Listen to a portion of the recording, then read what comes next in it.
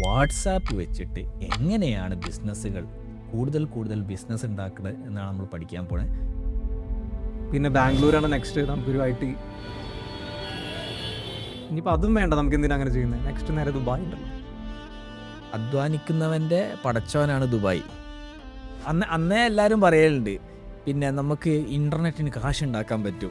പക്ഷെ എങ്ങനെ ഉണ്ടാക്കണം എന്ന് ആരും പറഞ്ഞു തരല്ലേ ഇത്. ഒരു 30 കിലോ മുതൽ തന്നെ എനിക്ക് തോന്നുന്നു അന്നത്തെ ഒരു സമയത്ത് അറൗണ്ട് ഒരു $50 ഡെയിലി ഇൻകം ജനറേറ്റ് ചെയ്യുന്നുണ്ടായിരുന്നു. എങ്ങനെ? അപ്പോൾ ചാലക്കുടി.com എന്ന പേരിലൊരു പോർട്ടൽ, അതായിരുന്നു ഒരു ഇനീഷ്യൽ പ്രോജക്റ്റ്, നമ്മുടെ ഒരു ഡ്രീം. ഓൾമോസ്റ്റ് അന്നൊരു 1.5 ലക്ഷം രൂപയ്ക്ക് ആ ഡൊമൈൻ വാങ്ങിച്ചു. ഓ, ജസ്റ്റ് രംഗമാലക്കാരൻ മൂപ്പര് ഇച്ചിരി ക്രോർസ് ഓഫ് മണി ഈ പറഞ്ഞ ഡൊമൈൻ വഴി സെല് ചെയ്ത് ജനറേറ്റ് ചെയ്തിരിക്കുന്ന ഒരു പുള്ളിയാണ്. നോർമൽ പോകുന്നതിന്റെ പ്രൊഡക്ടിവിറ്റി 20 ടൈംസിൽ നമുക്ക് ChatGPT വന്ന സമയത്ത് തന്നെ മാറി. 100% കോഡ് ഇപ്പോൾ കമ്പനി റൈറ്റ് ചെയ്യുന്നത് ക്ലൗഡ് ആണ്. 100%. ചില ഡെവലപ്പേഴ്സ് റിസൈൻ ചെയ്താൽ നിങ്ങൾ ആ ജോബിന് ഉണ്ടാവില്ല, ആ റിഡൻഡന്റ് ആവും. ഏത് ഓണ്ടർപ്രീനറിനെ അടുത്ത് വന്നിട്ട് പറയും എനിക്ക് ആ ഐഡിയ ഉണ്ട്, ഈ ഐഡിയ ഉണ്ട്. അപ്പോൾ ഞാൻ ആദ്യം പറയാം അടിപൊളി ഐഡിയ, ഒരു 10 കൊല്ലം എടുക്കും കേട്ടോ. See ultimately that is how entrepreneurs are build.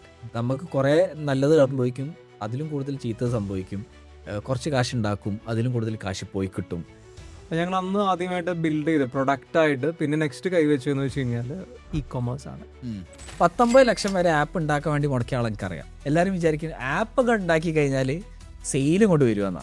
പിന്നെ നമ്മൾ പല ഓപ്പർച്യൂണിറ്റീസ് നമ്മൾ ഇത് ഷോർട്ട് ടൈം ആണെന്ന് വിചാരിച്ച് പല ടൈമിൽ സ്കിപ്പ് ചെയ്തിട്ടുണ്ട്, സ്കെയിൽ ചെയ്തിട്ടുണ്ട്. അതെ, ഇത് നമുക്ക് കിട്ടിയപ്പോൾ കാര്യം സ്പാർക്ക് ചെയ്തു. വാട്സപ്പ് ഓൾറെഡി അഡ്വർടൈസ്മെന്റ് പോലും ഇല്ലാതെ സുക്കർബർഗ് പൊന്നുപോലെ കൊണ്ടു നടക്കുന്ന ഒരു പ്രൊഡക്റ്റ് ആണ്. അതിൽ അഡ്വർടൈസ്മെന്റ് ഇട്ട് സ്പാം ചെയ്ത് കഴിഞ്ഞാൽ അത് അവിടെ നടക്കാൻ പോകുന്നില്ല, സമ്മതിക്കുന്നില്ല.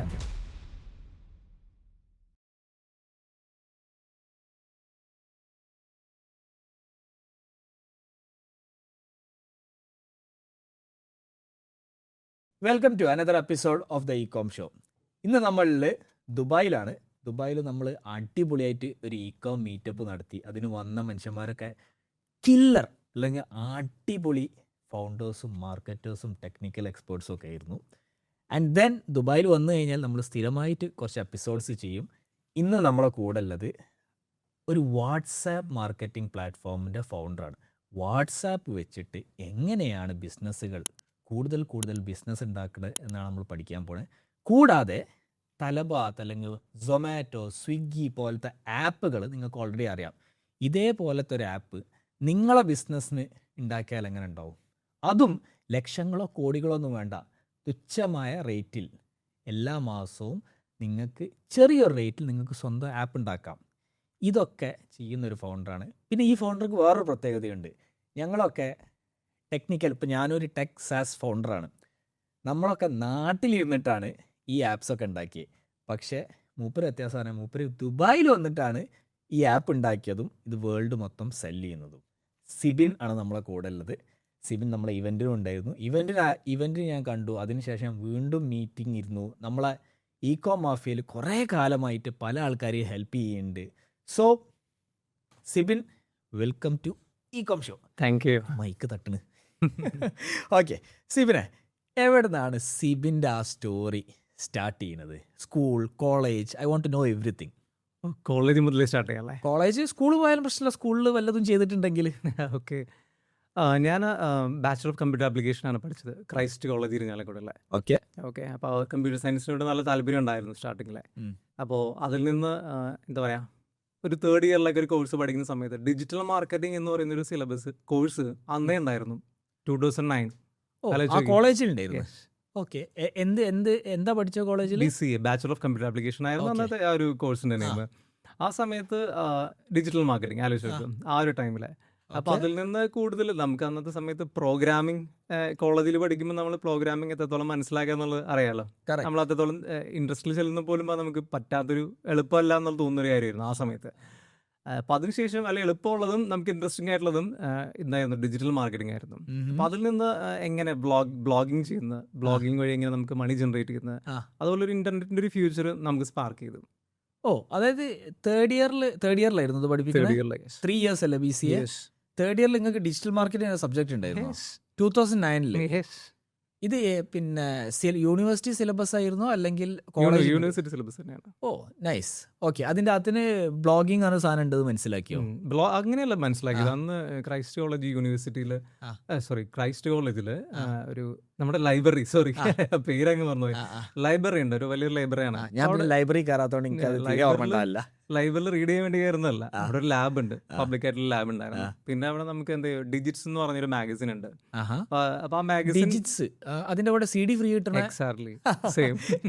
ഒരു കാലത്ത് അത് കുറെ എൻ്റെ അടുത്തും ഉണ്ടായിരുന്നു. ഈ CD കിട്ടാൻ വേണ്ടിട്ട് മാത്രം ഡിജിറ്റ്സ് വാങ്ങിക്കും. എക്സാക്ട്ലി അത് തന്നെയാണ്. നമുക്ക് അതിൽ പോയിന്റ്, അതില് ലൈബ്രറിയിലേക്ക് നമ്മൾ ചെല്ലും, ഡിജിറ്റ്സിന്റെ ബുക്ക് ഒന്ന് റീഡ് ചെയ്യും. പിന്നെ ഈ CD-യിൽ നമുക്ക് ഒരുപാട് സോഫ്റ്റ്വെയർസ് ഉണ്ടാവും. ഞാൻ CD ആ ഗെയിം കിട്ടാൻ വേണ്ടിട്ടായിരുന്നു.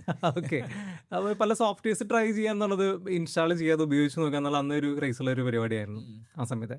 അങ്ങനെയാണ് കൂടുതൽ നമ്മൾ കമ്പ്യൂട്ടേഴ്സും, എന്താ പറയുക, അതിന് മുന്നേ ഗെയിംസ് കാര്യങ്ങളുണ്ട്, 3-4-5 years ബാക്ക് ഗെയിംസിലുണ്ട്. എന്നാൽ പോലും മറ്റ് സോഫ്റ്റ്വെയർസിൽ എൻ്റർ ചെയ്യുന്നത് നമ്മൾ അങ്ങനെയാണ് പല സോഫ്റ്റ്വെയർസ് ട്രൈ ചെയ്യുന്നു, ഇൻസ്റ്റാൾ ചെയ്യുന്നു, ഉപയോഗിക്കുന്നു, യൂട്ടിലിറ്റിയും പല എന്താ പറയുക എഡിറ്റ്സിങ്ങും പല രീതിയിലും. അങ്ങനെയൊക്കെയാണ് നമ്മൾ അതിനൊരു എക്സ്പോഷർ കിട്ടുന്നത്. അപ്പം അതിനുശേഷം നമ്മൾ എവിടെ നിന്നോ സ്പാർക്ക് ചെയ്താണ് ലൈക്ക് ആഡ്സെൻസ്, അല്ലെങ്കിൽ എന്താ പറയുക ബ്ലോഗിംഗ് വഴി നമുക്ക് മണി ജനറേറ്റ് ചെയ്യാം, അങ്ങനെയൊക്കെയുള്ള കുറച്ച് ഓപ്പർച്യൂണിറ്റീസ്. ഓക്കെ, അന്നേ എല്ലാവരും പറയലുണ്ട് പിന്നെ നമുക്ക് ഇന്റർനെറ്റിന് കാശ് ഉണ്ടാക്കാൻ പറ്റും, പക്ഷെ എങ്ങനെ ഉണ്ടാക്കണം എന്ന് ആരും പറഞ്ഞു തരല്ലേ ഇത്. പക്ഷെ അന്ന് ഞങ്ങളുടെ കോളേജിലെ എക്സിബിഷനിലെല്ലാം അന്നത്തെ ഒരു സബ്ജക്റ്റിൽ ഞാൻ പ്രസന്റ് ചെയ്തൊരു സബ്ജക്റ്റ് എനിക്ക് ഓർമ്മയുണ്ട്, how to make money from internet. ആ ഒരു സമയത്ത് ഓക്കെ, അതിന്റെ റീസൺ സെമിനാർ എക്സിബിഷൻസ് തന്നെ. നമ്മൾ എക്സിബിഷനിൽ പലരും പ്രസന്റ് ചെയ്യും, പലരും പ്രൊഡക്റ്റ് ആയിരിക്കും ബിൽഡ് ചെയ്യുന്നത്, അല്ലെങ്കിൽ എന്തെങ്കിലും യൂസ് കേസ് ബിൽഡ് ചെയ്യുന്നു, ചിലപ്പോൾ ഒരു പ്രോഗ്രാം ആയിരിക്കാം. അപ്പോൾ അങ്ങനെയുള്ള കേസിനിടയിലും ഞാൻ പ്രസന്റ് ചെയ്ത് ഇങ്ങനെ ഒരു സെഷൻ ആയിരുന്നു, ഒരു ഗ്രൂപ്പായിട്ട് ചെയ്തുകൊണ്ടിരുന്നത്. അതെനിക്ക് ഓർമ്മയുണ്ട്. അപ്പം അന്നേ ഡിജിറ്റൽ മാർക്കറ്റിംഗ്, അല്ലെങ്കിൽ എന്താ പറയുക how to make money from internet എന്നുള്ളതൊക്കെ ഓൾറെഡി എക്സ്പോഷർ കിട്ടിയിട്ടുള്ള കാര്യമാണ് അന്നേ സമയത്ത്. ഓക്കെ, ആ സമയത്ത് എന്തായിരുന്നു ആ പിന്നെ എക്സിബിഷനിൽ പ്രസന്റ് ചെയ്തത്? അത് മെയിൻലി നമ്മൾ വെബ്സൈറ്റ്സുകൾ ക്രിയേറ്റ് ചെയ്യുക, അതിലേക്ക് ട്രാഫിക് ജനറേറ്റ് ചെയ്യുക, അതിൽ നിന്ന് മണി ജനറേറ്റ് ചെയ്യാൻ പറ്റുന്നുള്ളൊരു ഇൻട്രൊഡക്ഷൻ, അത്രേ ഉള്ളൂ. പക്ഷെ അത് ആ ഒരു സമയത്ത് ഇൻട്രൊഡ്യൂസ് ചെയ്യുന്നുള്ളതാണ്. 2009 എക്സാക്ട്ലി. ഓക്കെ, അപ്പോൾ അതിൻ്റെ റീസൺ എന്ന് വെച്ച് കഴിഞ്ഞാൽ ഞാൻ അതിൽ കൂടുതൽ ഇൻട്രസ്റ്റിംഗ് ആയിരുന്നു, കാരണം അന്നേ ആ ഒരു സമയത്ത് ഞാൻ മണി ജനറേറ്റ് ചെയ്ത് തുടങ്ങിയിരുന്നു. അപ്പോൾ നമ്മൾ രണ്ടുപേരും ആക്ച്വലി സിമിലർ കാലഘട്ടത്താണ് പാസ് ഔട്ട് ആയത്. 2009 പറഞ്ഞാൽ പാസ് ഔട്ട് ആയത് ഞാൻ 2012-ലാണ്. 2011 മിഡിലോട് കൂടിയിട്ടാണ് പാസ് ഔട്ട് ആവുന്നത്. ഓക്കെ, ഞാൻ കുറച്ച് നേരത്തെ പാസ് ഔട്ട് ആയിരുന്നു. 2008 പാസ് ഔട്ട് ആയി. നേരെ അപ്പുറത്ത് മൂക്കന്നൂരിനായിരുന്നു ഞാൻ പഠിച്ചത്. ഓക്കെ, അപ്പം പിന്നെ അവിടുന്ന് പാസ് ഔട്ട് ആയി, അതൊക്കെ ചെയ്തു അല്ലേ? എന്നിട്ട് did you start making money from college itself? Yes, ഒരു തേർഡ് ഇയറിൽ മുതൽ തന്നെ എനിക്ക് തോന്നുന്നു അന്നത്തെ ഒരു സമയത്ത് അറൗണ്ട് ഒരു $50 ആ ഒരു റേഞ്ച് ഡെയിലി ഇൻകം ജനറേറ്റ് ചെയ്യുന്നുണ്ടായിരുന്നു. എങ്ങനെ? അതാണ് ഒന്നാമത്തെ കാര്യം എന്ന് വെച്ച് കഴിഞ്ഞാൽ, ഈ ഒരു ആഡ്സ് വഴി നമ്മൾ ബ്ലോഗ് റൈറ്റ് ചെയ്യുന്നുണ്ടായിരുന്നു, പല കോണ്ടന്റ്സുകൾ റീറൈറ്റിംഗ് തന്നെ ചെയ്യുന്നു. പിന്നെ അതുപോലെ തന്നെ കുറച്ച് നമുക്ക് US കുറച്ച് ഫൗണ്ടേഴ്സ് ആയിട്ട് വർക്ക് ചെയ്യും. ആഡ്സ് വഴി എങ്ങനെ? നമ്മൾ ഓഡിയൻസിന് പറഞ്ഞോളണമെന്നില്ല. അത് ഇപ്പൊ ആക്ച്വലി ഒരുപാട് പേര് ഉപയോഗിക്കുന്നുണ്ടായിരുന്നു. നമ്മളിപ്പോ ഈ വ്ളോഗിങ് ചെയ്യുന്നതിന് മുന്നേ ബ്ലോഗിംഗ് എന്ന് പറഞ്ഞൊരു പരിപാടി ഉണ്ടായിരുന്നു. ആർട്ടിക്കിൾസ് എഴുതുക, ട്രാഫിക് നമ്മൾ പല സ്ഥലങ്ങളിൽ കൊണ്ട് പ്രൊമോട്ട് ചെയ്യുക, അല്ലെങ്കിൽ ട്രാഫിക് പുള്ള് ചെയ്യുക.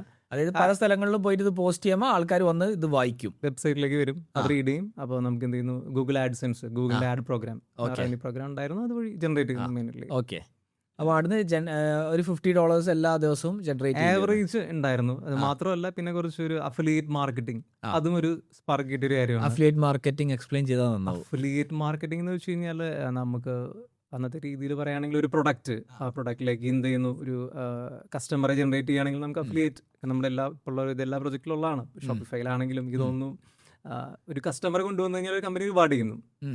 ഓക്കെ, അപ്പോൾ അന്ന് നമ്മുടെ ഈ ഒരു ഇന്റർനെറ്റിൽ ആർട്ടിക്കിൾസ് റൈറ്റ് ചെയ്യാനുള്ളതും അത് പ്രൊമോട്ട് ചെയ്യാനുള്ള സ്കില്ല് നമ്മൾ എന്ത് ചെയ്യുന്നു, ഒരു പ്രൊഡക്റ്റുകൾ പ്രൊമോട്ട് ചെയ്യാനായിട്ട് ചെയ്തപ്പോൾ നമുക്ക് അതുവഴി റവന്യൂ ഉണ്ടായിരുന്നു. മനസ്സിലായി, നിങ്ങൾ ആർട്ടിക്കിളിൽ ആ പ്രൊഡക്റ്റിന്റെ ലിങ്ക് കൊടുക്കുമ്പോൾ അത് ക്ലിക്ക് ചെയ്തിട്ട് ആ പ്രൊഡക്റ്റ് വാങ്ങിക്കുകയാണെങ്കിൽ നിങ്ങൾക്ക് അതിൻ്റെ ഒരു കമ്മീഷൻ കിട്ടും. ഓക്കെ, അപ്പോൾ അഫിലിയേറ്റ് മാർക്കറ്റിംഗ് വഴി പൈസ ഉണ്ടാക്കി, ആഡ്സെൻസ് വഴിയും ഗൂഗിൾ ആഡ്സ് റൺ ചെയ്തിട്ട് പൈസ ഉണ്ടാക്കി. Okay, after that what happened? അപ്പോൾ അത് കഴിഞ്ഞപ്പോൾ കോളേജ് ടൈം കഴിഞ്ഞു. അത് കഴിഞ്ഞ സമയത്ത് നമുക്ക് ഇൻകം ജനറേറ്റ് ചെയ്യാണല്ലോ. അപ്പോൾ ആ സമയത്ത് പിന്നെ നമുക്ക് ഇതുപോലെ തന്നെ ജോബിന് പോകണം എന്നുള്ളൊരു ഐഡിയ ഇല്ല. കാരണം അന്ന് കിട്ടുന്ന ഓഫേഴ്സ് വേറെ, നമുക്ക് സ്വന്തമായിട്ട് ഏൺ ചെയ്യുന്നത് വേറെ. അപ്പോൾ അറിയാലോ, നമ്മൾ ഇൻകം ജനറേറ്റ് ചെയ്ത് തുടങ്ങിയാൽ പിന്നെ ഒരു ജോബ് എന്നൊരു മൈൻഡ് സെറ്റ് ഇല്ല. കറക്റ്റ്. പിന്നെ എന്തിന് എനിക്ക് വീട്ടിലിരുന്നിട്ട് തന്നെ ഇൻകം ജനറേറ്റ് ചെയ്യാമല്ലോ. പിന്നെ മാത്രമല്ല, ആ ഒരു സമയത്ത് 2012 ഞങ്ങൾ ആദ്യത്തെ ഒരു പ്രോജക്റ്റ് സ്റ്റാർട്ട് ചെയ്യുന്നത് ചാലക്കുടി.com എന്ന് പറഞ്ഞിട്ടൊരു പരിപാടിയാണ്. അത് ശരി, ചാലക്കുടി നിങ്ങൾ ഇങ്ങോട്ട് എടുത്തോ? യെസ്, ഞാൻ സെർച്ച് ചെയ്ത സമയത്ത് അന്നൊരു ഇങ്ങനെ ഒരു ബിസിനസ് ഇവിടെ ഉണ്ടായിരുന്നു. എന്താ പറയുക, വാല്യുബിൾ ആയിരിക്കുന്ന ഡൊമൈൻസുകൾ പർച്ചേസ് ചെയ്യുക, ട്രേഡ് ചെയ്യുക എന്നുള്ള രീതിയിൽ. ഓക്കെ, അന്ന് ഐലി ടൈം 2010 നമ്മൾ വിചാരിക്കും നമ്മൾ ലേറ്റ് ആയെന്ന് ഡൊമൈൻസ് പർച്ചേസ് ചെയ്യുക എന്നുള്ളത്. ഇപ്പോഴും ലാസ്റ്റ് ഇപ്പൊ പോലും ഡൊമൈൻസ് പർച്ചേസ് ചെയ്യുക, പ്രീമിയം ഡൊമൈൻസ് സെല് ചെയ്യുക എന്നുള്ളൊരു വലിയ ബിസിനസ്സാണ്. Domain flipping. എക്സാക്ട്ലി. അപ്പൊ അന്ന് കുറച്ച് ഡൊമൈൻസ് ഒക്കെ വാങ്ങിച്ചു വെച്ചു. ആ സമയത്ത് തന്നെ നമുക്ക് ചാലക്കുടി, നമ്മുടെ സ്വന്തം സ്ഥലമാണ് ചാലക്കുടി. അപ്പൊ അന്ന് കലാഭവനിന്റെ ചാലക്കുടി. എക്സാക്ട്ലി. അപ്പോൾ ചാലക്കുടി.com എന്ന പേരിലൊരു പോർട്ടൽ, അതായിരുന്നു ഒരു ഇനീഷ്യൽ പ്രോജക്റ്റ്, നമ്മുടെ ഒരു ഡ്രീം. ഓക്കെ. ഓക്കെ, അപ്പൊ അന്ന് ആ ഒരു ഡൊമൈൻ നോക്കുമ്പോൾ ഒരു മറ്റൊരു പുള്ളിയുടെയിലാണ് ഈ ഡൊമൈൻ ഇരിക്കുന്നത്, അവൈലബിൾ അല്ല അപ്പോഴും. അങ്ങനെ നമ്മൾ ആ ഡൊമൈൻ്റെ എന്താ പറയാ, ആരാണ് ഡൊമൈൻ വാങ്ങിച്ചിരിക്കുന്നത് നമുക്ക് വോയിസ് ഒക്കെ നോക്കി കഴിഞ്ഞാൽ കിട്ടും.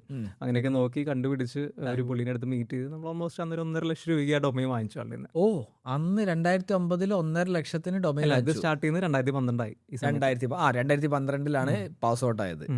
ഓക്കെ. അപ്പൊ സിബിന്റെ അടുത്ത് ആവശ്യത്തിൽ കാശ് ഉണ്ടായിരുന്നു. 1.5 ലക്ഷം ഉണ്ടായിരുന്നില്ല, 1.5 ലക്ഷം ഉണ്ടായിരുന്നുള്ളൂ. ചിലപ്പോൾ 2-3 ലക്ഷം രൂപ ഉണ്ടായിരുന്നുണ്ടാവും ആ സമയത്ത്. പക്ഷെ ആ ഡൊമൈൻ ഒരു ഇമ്പോർട്ടന്റ് ആയിട്ട് തോന്നി. ഓ, ചാലക്കുടി വലിയ റിസ്ക് അന്ന് എടുത്ത്.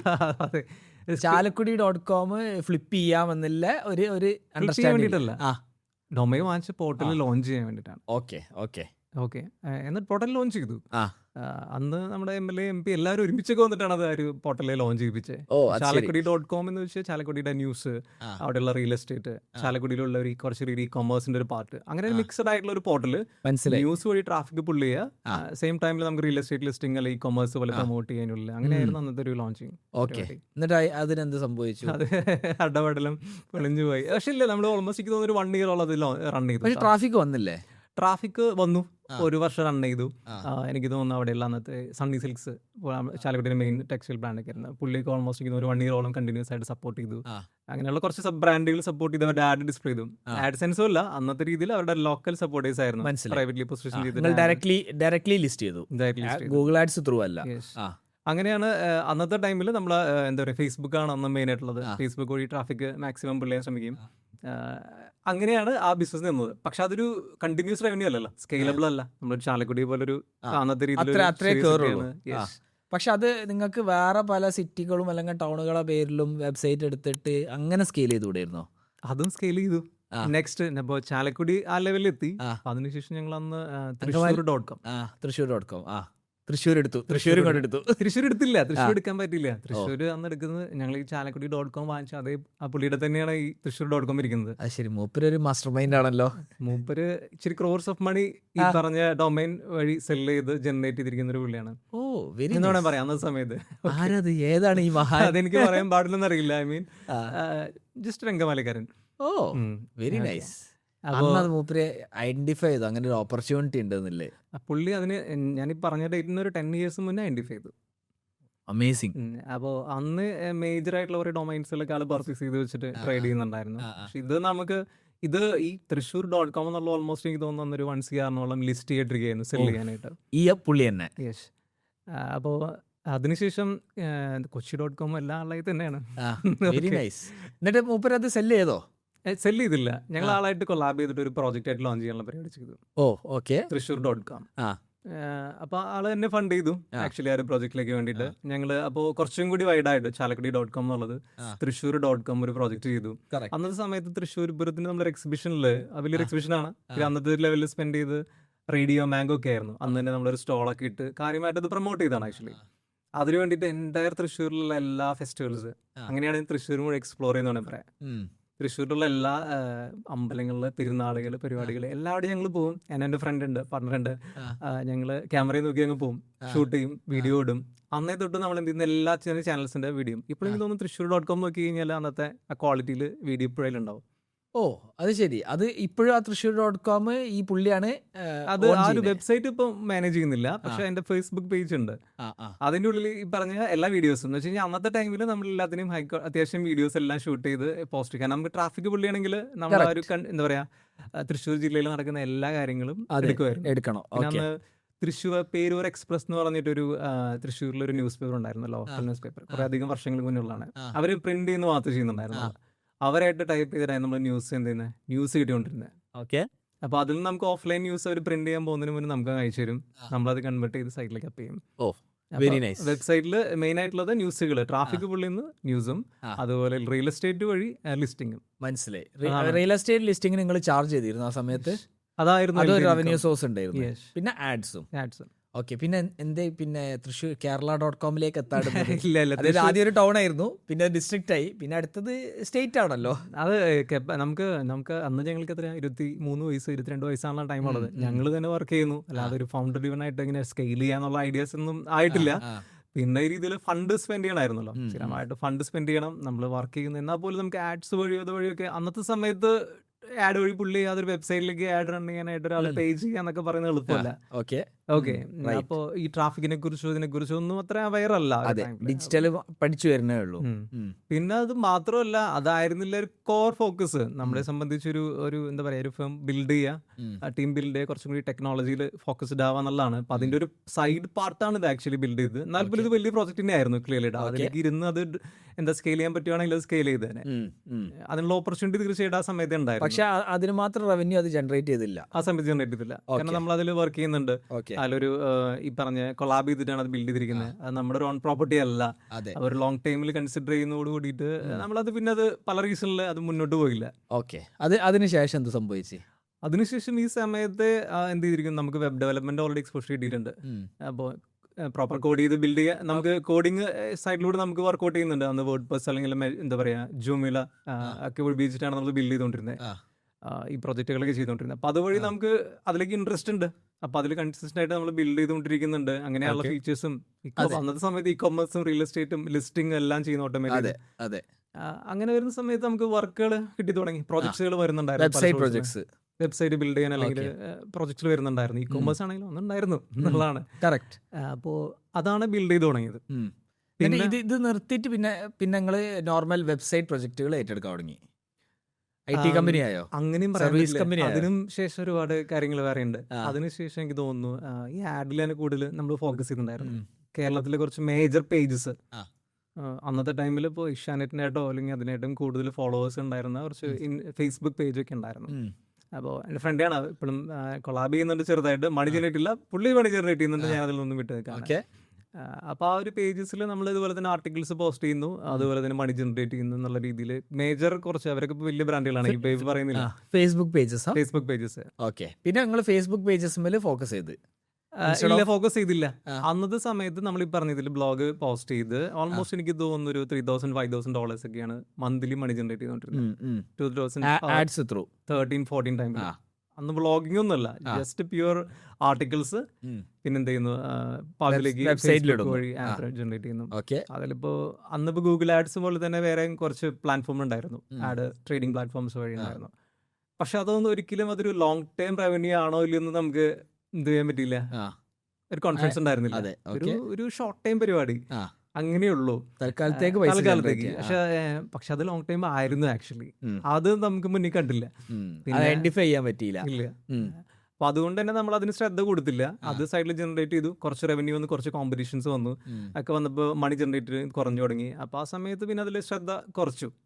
സ്റ്റിൽ മണി ജനറേറ്റ് ചെയ്യുന്നുണ്ട്. പിന്നെ അത് അവരുടെ ഇപ്പം നമ്മുടെ സ്വന്തം പ്രോപ്പർട്ടി അല്ല, കൊളാബ് ചെയ്തിട്ടാണ് ഇതെല്ലാം ചെയ്യുന്നത്. കറക്റ്റ്. അപ്പൊ അതുകൊണ്ട് പിന്നെ മണി ജനറേറ്റ് ചെയ്യുന്നത് കുറഞ്ഞു കഴിഞ്ഞപ്പോൾ നമ്മൾ എന്ത് ചെയ്തു, അത് അങ്ങോട്ട് തന്നെ ഒരു വിട്ടുകൊടുത്തു. കാരണം അവർ സെൽഫ് ക്യാപ്പബിൾ ആയി മണി ജനറേറ്റ് ചെയ്യാൻ. മനസ്സിലായി. അപ്പൊ അത് അവരുടെയും കൂടി automatically work അതാണ് അറിയുള്ളൂ. ആ. ഓക്കെ. അപ്പൊ പിന്നെ അവരത് ചെയ്തിട്ട് ആ പാലിലേക്ക് മാറി. നമുക്കറിയാവുന്ന ഒരു ലോങ് ടൈം വിഷൻ, ഒരു സോഫ്റ്റ്വെയർ കമ്പനി ബിൽഡ് ചെയ്യുന്നു, അല്ലെങ്കിൽ പ്രൊഡക്റ്റുകൾ ബിൽഡ് ചെയ്യുന്നു, ആ ലെവലിലേക്കാണ് സർവീസ് ഓഫർ ചെയ്യുന്നത്. പ്രൊഡക്റ്റ് ബിൽഡ് ചെയ്യല്ല, സോറി, സർവീസ് ഓഫർ ചെയ്യാന്നുള്ള ലെവലിലേക്ക് മാറി. IT service company. യെസ്. എന്നിട്ട് പിന്നെ നിങ്ങൾ എന്ത് സർവീസുകളാണ് ചെയ്തത്? പിന്നെ ഇതുപോലെ കൂടുതലൊന്ന് ചെയ്തത് ഇനീഷ്യൽ കേസിലൊക്കെ വെബ്സൈറ്റുകളാണ് ചെയ്തത്. പിന്നെ അതിനുശേഷം നമുക്ക് കസ്റ്റം ഡെവലപ്മെന്റ് പ്രോജക്റ്റുകൾ, ഒരു പ്രോജക്റ്റ് നമുക്ക് വന്നു. ഓക്കെ. ആ പ്രോജക്റ്റ് വന്നാണ് പിന്നെ നമ്മൾ സ്റ്റാർട്ട് ചെയ്തത്. ഓക്കെ. എന്ത് പ്രൊജക്റ്റ് ചെയ്യുന്നത്? അതൊരു കസ്റ്റം പ്രൊജക്റ്റ് ആയിരുന്നു. അത് കോൺഫിഡൻഷ്യൽ ആണ്, ആ പ്രൊജക്റ്റ് എനിക്ക് ബില്ല് പറയാൻ പറ്റില്ല. പക്ഷെ ഒരു കസ്റ്റം പ്രൊജക്റ്റ് ആയിരുന്നു. ഓൾമോസ്റ്റ് ഒരു 7 lakhs നമുക്കൊരു പേയ്മെന്റിന്റെ ഒരു പ്രോജക്റ്റ് അന്ന് കിട്ടിയ ഒരു ബിഗ് പ്രോജക്റ്റ്. ലൈക്ക് എന്തെങ്കിലും കാറ്റഗറി പറയാൻ പറ്റുമോ? എന്ത് പ്രൊജക്ട്? ഇ കൊമേഴ്സ് തന്നെയാണ് ആക്ച്വലി. E commerce. പക്ഷെ നോർമൽ പ്രൊഡക്റ്റ് സെല്ലിംഗ് അല്ല, അതൊരു വേറൊരു ഏരിയയാണ് ആക്ച്വലി. ഓക്കെ. അപ്പോൾ എന്ന് വെച്ച് കഴിഞ്ഞാൽ ആ ഒരു പ്രൊജക്റ്റ് നമ്മൾ ബിൽഡ് ചെയ്യാനായിട്ട്, കസ്റ്റം പ്രൊജക്റ്റ് ബിൽഡ് ചെയ്യാനായിട്ട് നമുക്ക് ആക്സിഡന്റലി നമുക്കൊരു സ്റ്റാഫും കൂടി അന്ന് വന്നു. ഓക്കെ. സ്റ്റാഫ് എന്ന് വെച്ച് കഴിഞ്ഞാൽ നമ്മൾ ഹയർ ചെയ്യാൻ നമ്മൾ അറിയണ്ട. അപ്പൊ നിങ്ങൾക്ക് ഒരു കോഫൗണ്ടർ ഉണ്ടായിരുന്നു? ആ കോഫൗണ്ടർ ഉണ്ടായിരുന്നു. ഓക്കെ. എൻ്റെ ഫ്രണ്ട്സ് തന്നെയായിരുന്നു നിങ്ങൾ ഞങ്ങൾ എത്ര പേരുണ്ടായിരുന്നു? നിങ്ങൾ രണ്ടുപേരുണ്ട്. രണ്ടുപേര്, നിങ്ങളും പിന്നെ നിങ്ങളെ കോ ഫൗണ്ടറും. ഓക്കെ, പിന്നെ ഒരു സ്റ്റാഫും കൂടി വന്നു. ആ അപ്പോൾ സ്റ്റാഫ് എന്ന് വെച്ച് കഴിഞ്ഞാൽ അതും എന്താ പറയുക, ഫണ്ണി ആയിട്ടുള്ളൊരു കാര്യമാണ്. സ്റ്റാഫിനെ നമ്മൾ ഹയർ ചെയ്തതല്ല. ഒരു ദിവസം ഓഫീസിലേക്ക് ഒരാൾ വന്നിരുന്ന് എനിക്ക് ജോബ് ഉണ്ടോ, എനിക്ക് ഇതൊക്കെ അറിയാം, കുറച്ച് കാര്യങ്ങൾ ടെക്നിക്കൽ സൈഡിൽ ഡെവലപ്മെന്റ് അറിയാം, പക്ഷെ നമുക്ക് അങ്ങനെ ഒരു കസ്റ്റം ഡെവലപ്മെന്റ് ചെയ്യാനോ അല്ലെങ്കിൽ അങ്ങനെ ഒരു പ്ലാൻ ഒന്നുമില്ല. പുള്ളി ഓഫീസിൽ വന്ന് ഷൂട്ട് ചെയ്തിട്ട് നമ്മുടെ അടുത്ത് ചോദിച്ചു, ഒരു ഓപ്പർച്യൂണിറ്റി തരും എനിക്ക്, ഞാൻ നന്നായിട്ട് വർക്ക് ചെയ്യാം. അപ്പൊ അങ്ങനെ ഒരാൾ വന്ന് ചോദിക്കുമ്പോൾ എന്താ ചെയ്യണ്ടേ? അപ്പൊ ഞാൻ എന്ത് ചെയ്തു, അപ്പൊ എനിക്കും അന്നത്തെ പ്രോഗ്രാം ചെയർ വലിച്ചിട്ട് കൊടുത്തോ? അല്ല, അപ്പൊ തന്നെ ഞാൻ എന്ത് ചെയ്തു, നമുക്കത് ഇന്റർവ്യൂ ചെയ്യാൻ ഒരു ഓപ്ഷൻ വേണമല്ലോ. അപ്പോൾ തന്നെ ഇന്റർനെറ്റിൽ കുറച്ച് ഓപ്ഷൻസ് എടുത്തിട്ട് നമ്മൾ എന്ത് ചെയ്തു, ഒരു ക്വസ്റ്റ്യൻസ് ഉണ്ടായിരിക്കും, ക്വിസസ് ഉണ്ടായിരിക്കും, അതുവഴി അങ്ങ് ഇട്ട് കൊടുത്തൊരു ടെസ്റ്റ് അങ്ങ് അടിച്ചു. ഓക്കെ, എംപ്ലോയിക്ക് എന്നിട്ട് ജോബ് കൊടുത്തോ?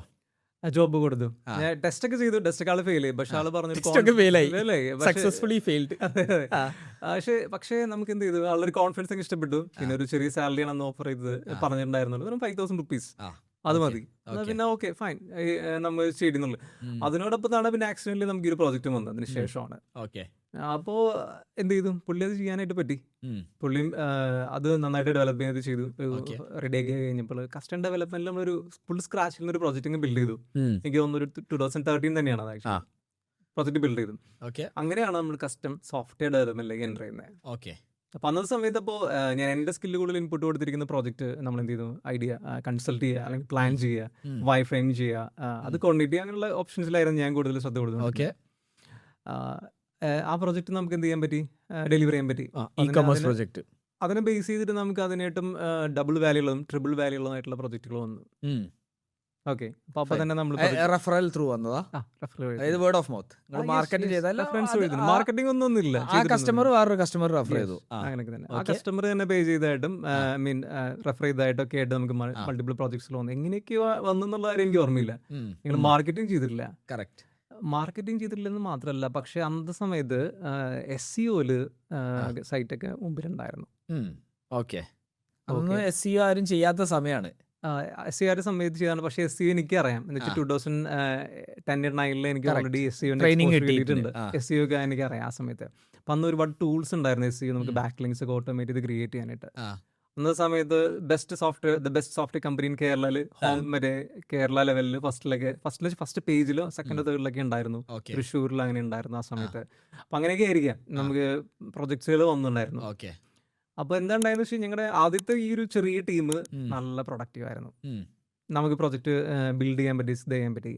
നമ്മളപ്പോൾ എന്ത് ചെയ്തെന്ന് വെച്ച് കഴിഞ്ഞാൽ പെട്ടെന്ന് അങ്ങ് സ്കെയിൽ ചെയ്തു, ആളെ കൂട്ടി. എനിക്ക് തോന്നുന്നു അപ് ടു 35 സ്റ്റാഫ്സ് വരെ അന്നത്തെ സമയത്ത് ഒരു 2014-15 കൂടിയിട്ട് ഒരു 35 സ്റ്റാഫുകളോളം ആയി ബിൽഡായി.